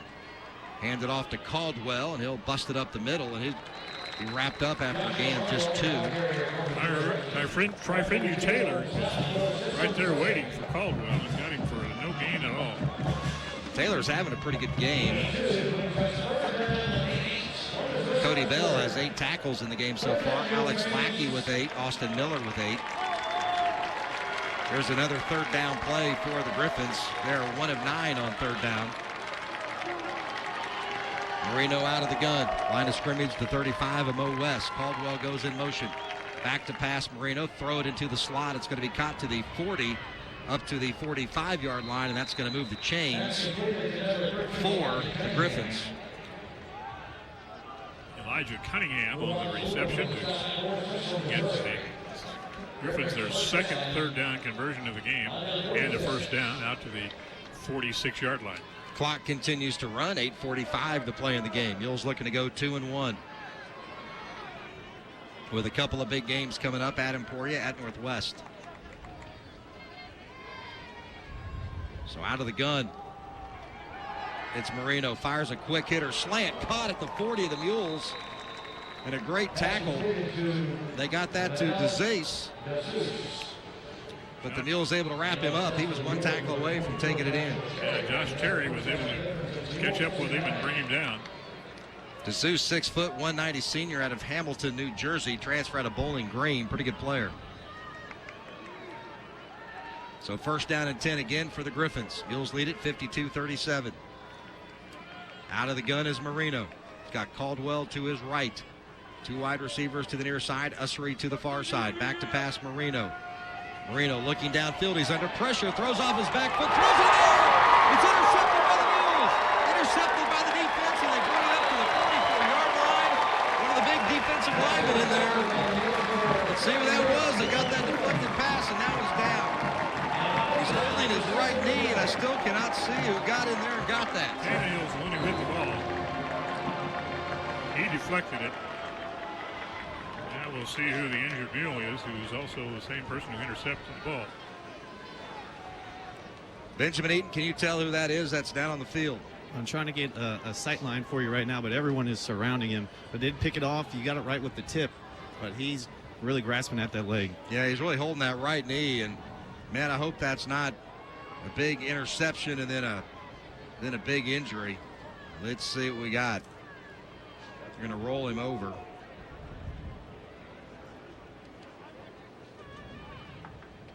Dr. Dave Glover out there checking him, along with Ron Dubuque. Appears to be his right knee. Of course, Dr. Glover from Central Family and Sports Medicine, as they are checking out the injured mule, and we'll find out all the details for you when we come back. You're listening to Mules Football on the UCM Sports Radio Network.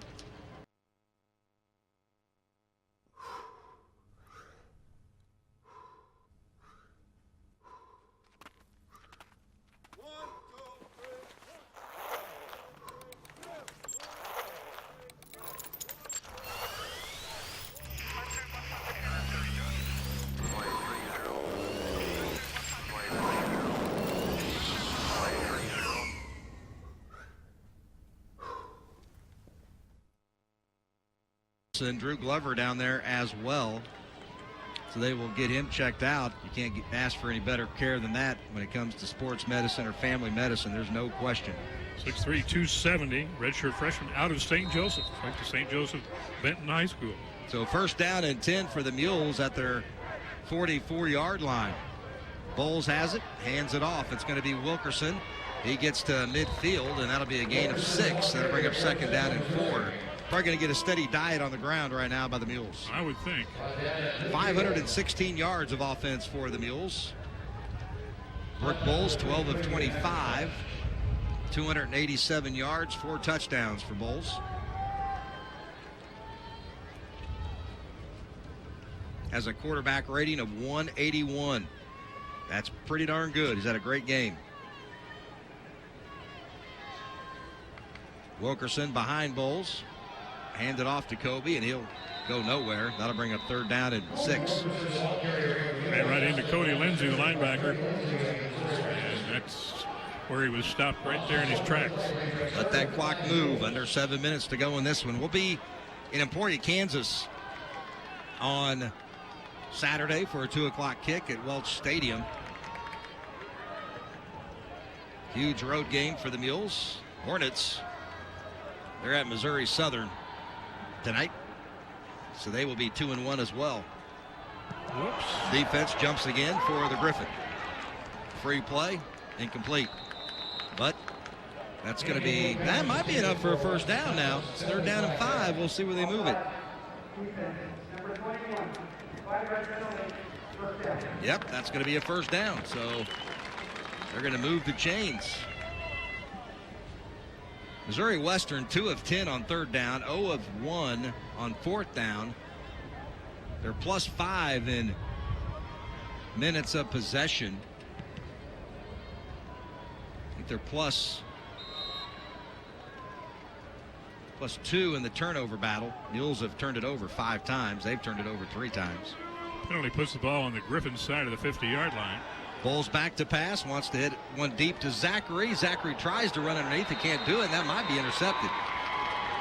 And it is intercepted inside the 15. He tried to get it to Zachary, underthrew it just a shade, and that's going to be intercepted by Vandridge. The defender did a good job of getting inside position against Jalen. Jalen was on the outside near the sideline, and the ball was a little bit underthrown, and Dandridge able to get good position, pick it off. That is 6 turnovers for the Mules in this game, but they lead it 52-37. Yeah, if you can hold on and win a game with 6 turnovers, that's living right. No doubt. So now you got Bertini out there at quarterback.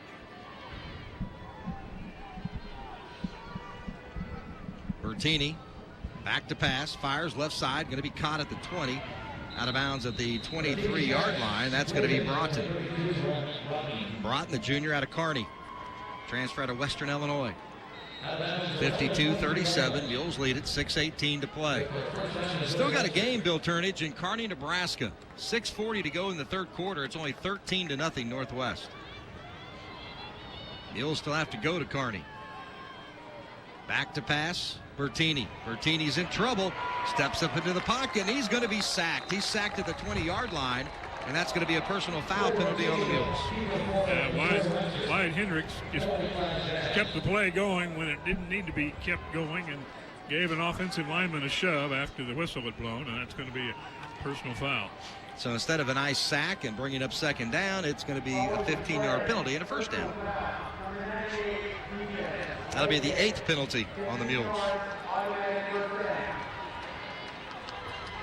That'll move the ball out to the Griffin 35.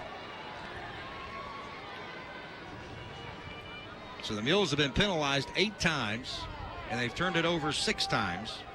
The Griffins have turned it over 3 times, and they've been penalized 11 times. So Bertini out of the gun, back to pass. Steps up into the pocket, gets to the 40, and dragged down at the 41-yard line after a gain of 5. Trifinu Taylor and Mike Tannehill combine on the tackle.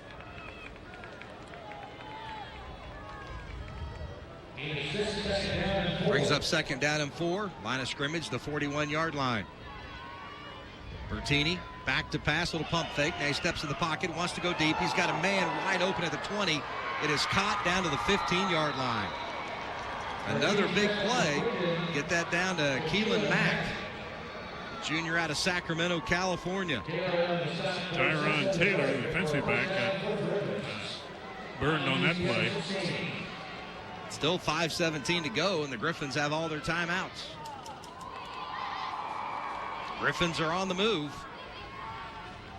First down and 10 at the Mule 15-yard line. Bertini swings it out, caught right side, cutting back into the inside of the field, down to the 12-yard line. That'll be a gain of 4. As DeSuze able to haul that one in. So Bertini's got the Mules on the move. They've taken a couple of deep shots, and they've had success. Alex Lackey made the stop on that play. Second down and 8 for Bertini. Back to pass. Throws it over in the corner, and it's going to be caught. Now we get a couple of flags. That's going to be another personal foul on the Mules. Dylan Albertson will be called for roughing the passer.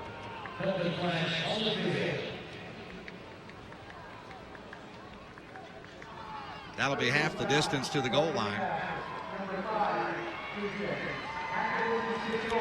Austin Miller comes out, and Carter Nikolai is in, linebacker for the Mules.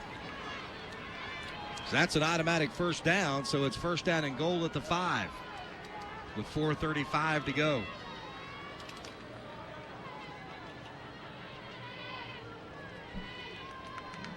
Mules lead it 52-37.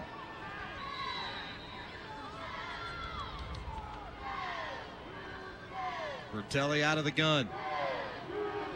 Gives it to Griffith. He'll swing it inside, gets it in for the touchdown. Check it, it's Mack.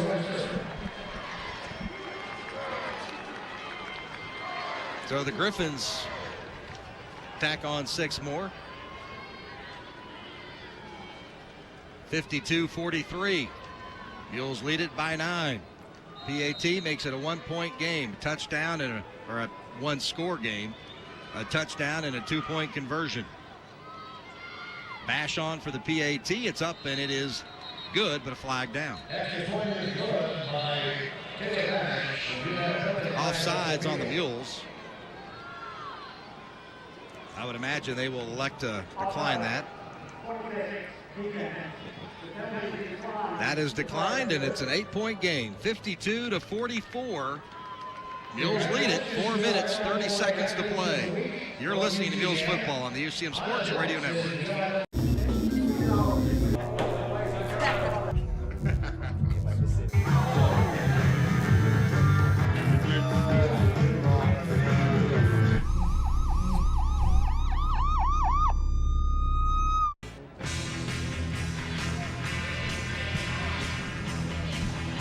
Well, we told you not to leave early from this one. No. So stick around. We only got 4.5 minutes to go. 52-44 is the score now. The Mules up by 8. So the offense needs to take this kickoff, drive down, and tack on some more points. That was a 7-play, 87-yard drive. Took 1 minute and 55 seconds. Mules lead it by 8, 52-44. I don't think they're going to try an onside kick here just yet. They have 3 timeouts. They can play defense. Still a lot of time to go. Now, if there was about 2 minutes left in the game, yeah, probably about 2.5 minutes away from something like that. I'd kick it deep and try to pin the Mules deep down their own territory. Play defense. You have your 3 timeouts. Over 900 yards in total offense now in this ball game. 522 for the Mules, 419 for the Griffons. So Aviles tees it up at the 35. You got Zachary and Wilkerson back deep, and they're going to kick it deep. Wilkerson has it at the 2, brings it up to the 15, bounces it to the 19, and that's where he's tackled. So the Mules will have it first down and 10 at their own 19-yard line. That kickoff brought to you by Warrensburg Collision, the official collision center of UCM Athletics. Call 429-2011. Totally different situation now, Bill. When you're up 15, you can run the football, burn a lot of time. Now you're up 8. You got to move the chains. Now you got to go back to the passing game a little bit. You got to get first downs now, because Western is playing really well on their defensive side, and They have 3 timeouts left, and they've taken the ball away 6 times. So Bowles will be out of the gun.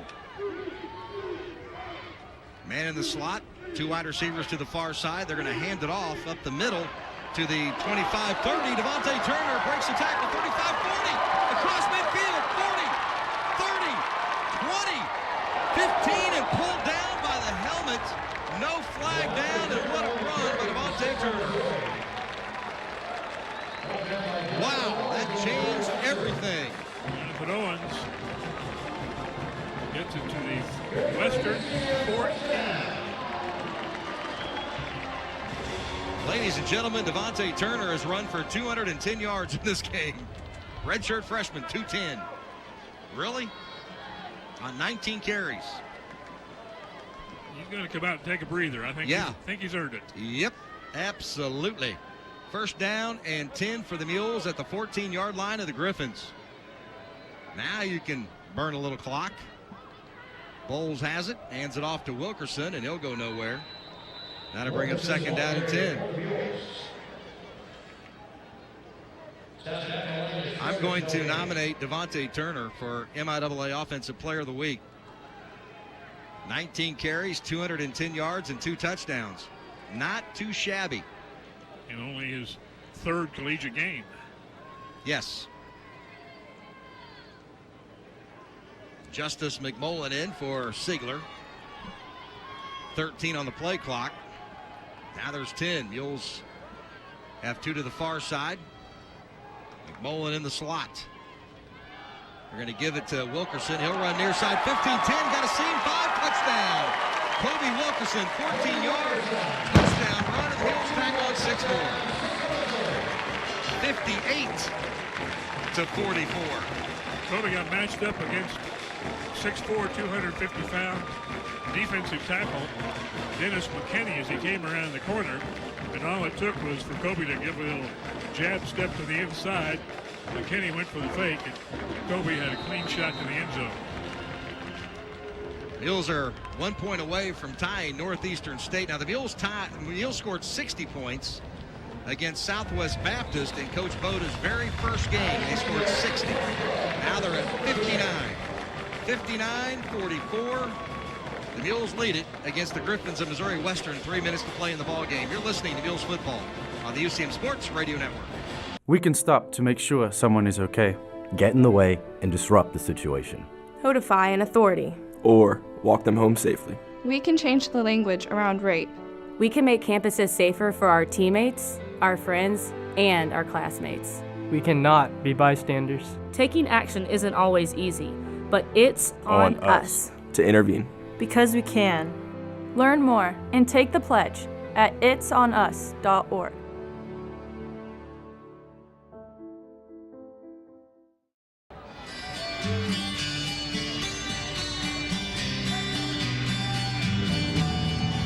.103 points combined here this afternoon at Walton Stadium Field.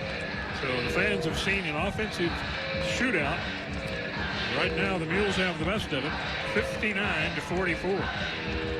That last drive, 3 plays, 81 yards. Took a minute 25. Mules going for their 3rd straight win over the Griffons. I don't know, Bowles is 12 of 26, 287 yards, 4 touchdowns. Quarterback rating of 166. That's not bad. Mules now have 706 yards in total offense. Devontae Turner, 210 yards rushing. There's Bowles, 287 yards passing. Griffith catches it at the 12. He's to the 20, 25, 30. Spins up to the 35-yard line. That kickoff brought to you by Warrensburg Collision, the official collision center of UCM Athletics. Call 429-2011. Sigler has 2 catches for 99. Parker 2 for 92. Zachary 2 for 41. Spread it around a little bit.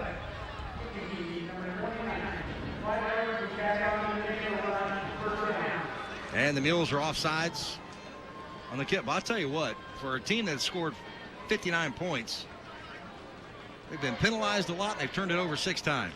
6 times and 10 penalties. And you score 59? And the Griffons have had 11 penalties. figure that one out. So first down and 10. Ball's at the 39-yard line of the Griffons. Patelli back to pass. Looks to his right. He's going to be flushed. He's going to tuck it to the 40. Runs out of bounds at the 44-yard line. Bertini, the 6'4", 230-pound senior. Now we got a couple of flags.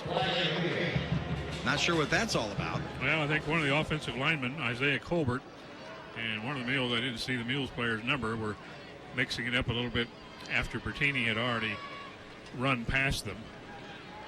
Can I say the play was over?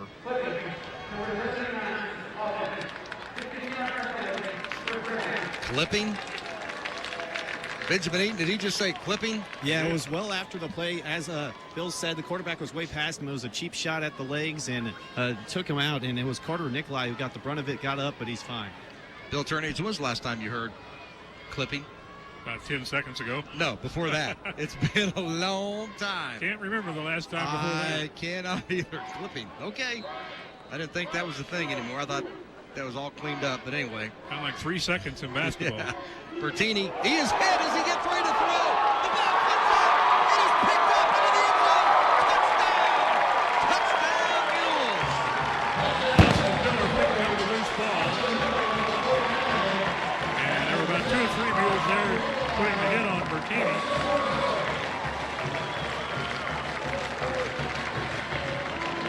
Wow. Bertini got crushed. Miller picks it up. And I believe that's the most points scored in a Boda-coached game. Got our official statistician working on that, David Lee, in the background. He's got a pencil, and he's using all of his fingers and all of his toes trying to figure it out. 60, yep, 60 was the most. Now it's 65. And that PAT is good. 66-44. Mules lead it over the Griffons. You're listening to Mules football on the UCM Sports Radio Network. Don't want to miss out on any of the live UCM athletics action? You can watch it all through Blue Frame Technologies, thanks to the MIAA Network and CTV Central Television. 2 ways to gain access. You can either go to UCMathletics.com, click on the Multimedia tab and select Live Video, or you can hover over your desired game, select the live video icon, and you're in. Either way will direct you to the University of Central Missouri page on the MIAA Network. Already purchased an account? Great! Just log in and select your game. If you don't have an account, simply click the Purchase Access button, create your account, and then select your viewing plan. It's that easy. So, what are you waiting for? Sign up, log in, and start cheering on your University of Central Missouri Mules and Jennies.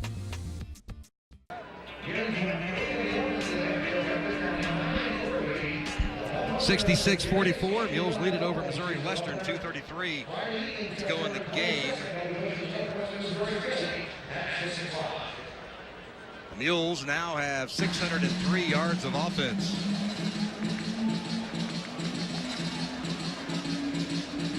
And 66 points, the most scored in a Boda-coached team at the University of Central Missouri, and it comes against the Griffons of Missouri Western. 72 plays, 603 yards for the Mules. 73 plays, 395 yards for the Mules. Mules are averaging nearly 9 yards per play. In case you tune in late, the score at halftime, folks, was 20-20. It is 66-44 with 2:33 to go. Ball is going to bounce and go out of bounds on the Langer kickoff. So the Griffons are going to start at the 40, of course.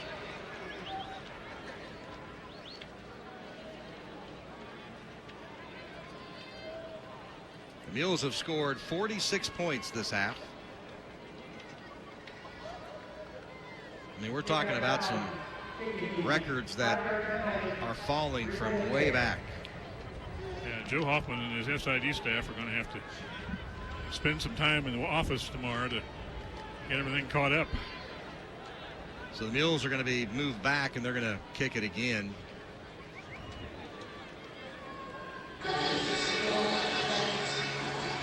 As Griffith stands at his 15.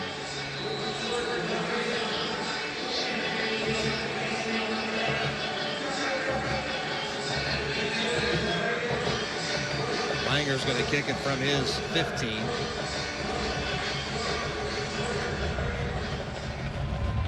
Puts the right foot in it.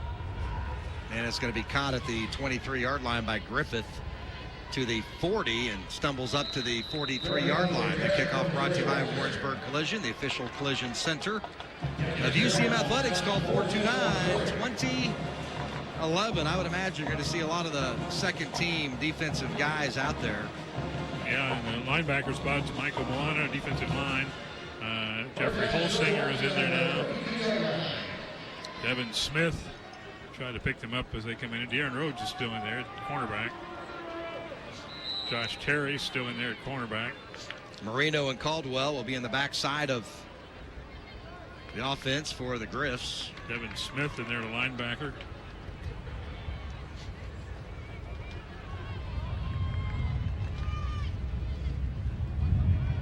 We'll have the Lot Speech Automotive postgame show coming up for you after this one, as Marino is back to pass. Now he's flushed. He's going to throw off his back foot, and it's going to be intercepted with one hand. Wow, what an interception on that far side. Trying to see him track that one down. Montez Lattimore brought that one in. Nice interception by him. We're going to want to talk to Austin Miller, I know.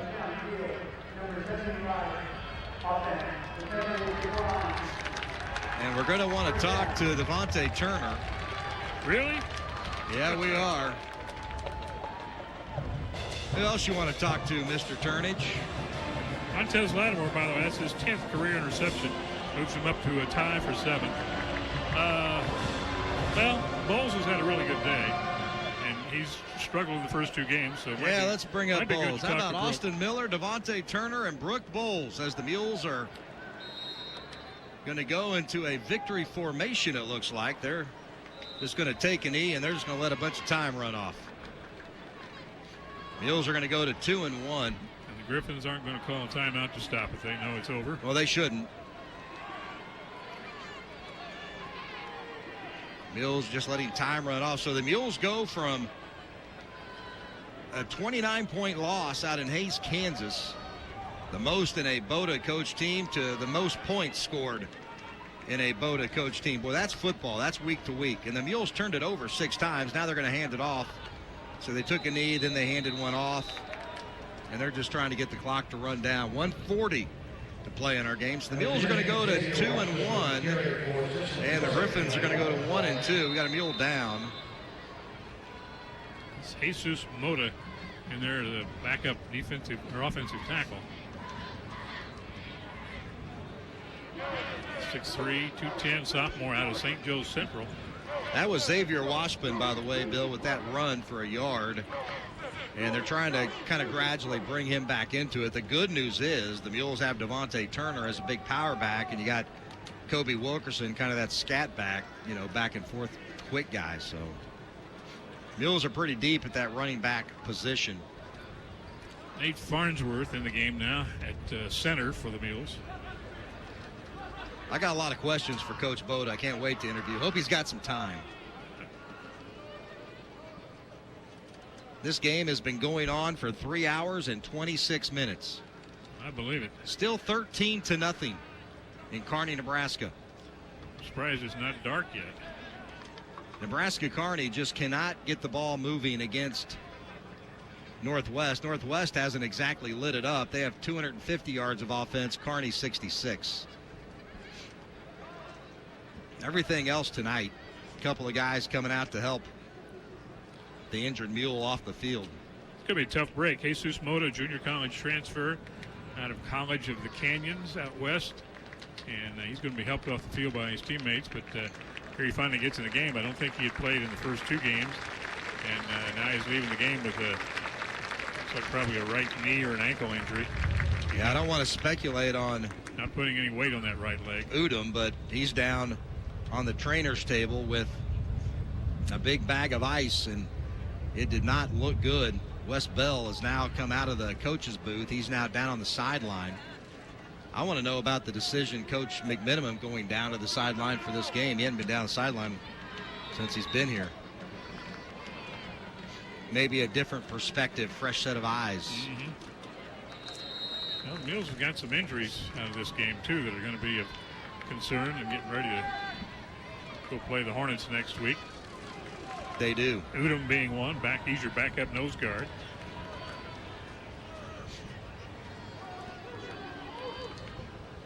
Clock is running, minute 15.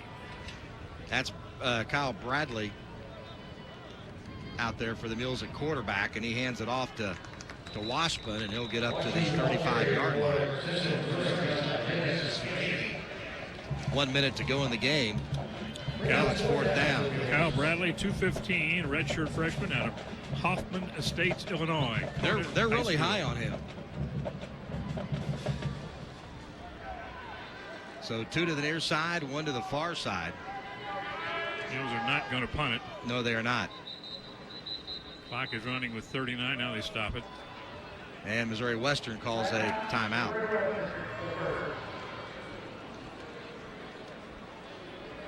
Oh, it's good on Parents' Day. You got a lot of guys suited up for the game. A lot of guys got to play today. Parents are going to go home happy. At least our parents are. Western's parents maybe not, but ours are. And it's been a nice day, so a good day all around for Mules football, other than the injuries. Exactly. Mules have put some numbers on the board. They have rushed it for 321 yards. We'll have to go back and see the last time when they did that. 287 through the air, 608 total. That's a ton of rushing yardage for the Muleys. Remember last week they ran it for 31 yards for the entire game.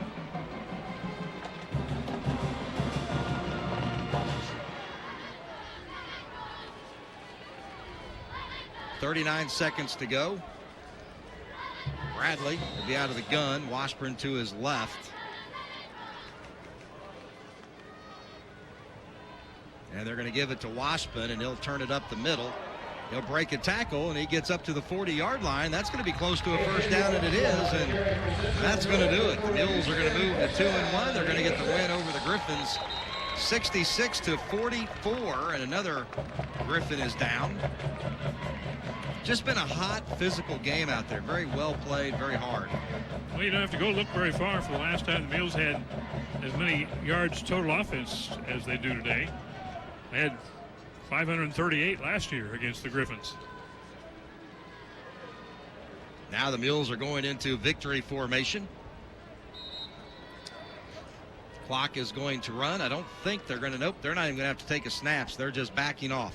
One other streak continues today for the Mules, one of the most amazing streaks in college football. This is the 287th consecutive game in which the Mules have not been shut out.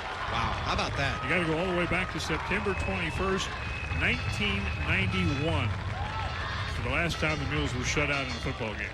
And the Mules get the win here, 66-44. Stay tuned. Our Lots Beach Automotive postgame show comes your way next.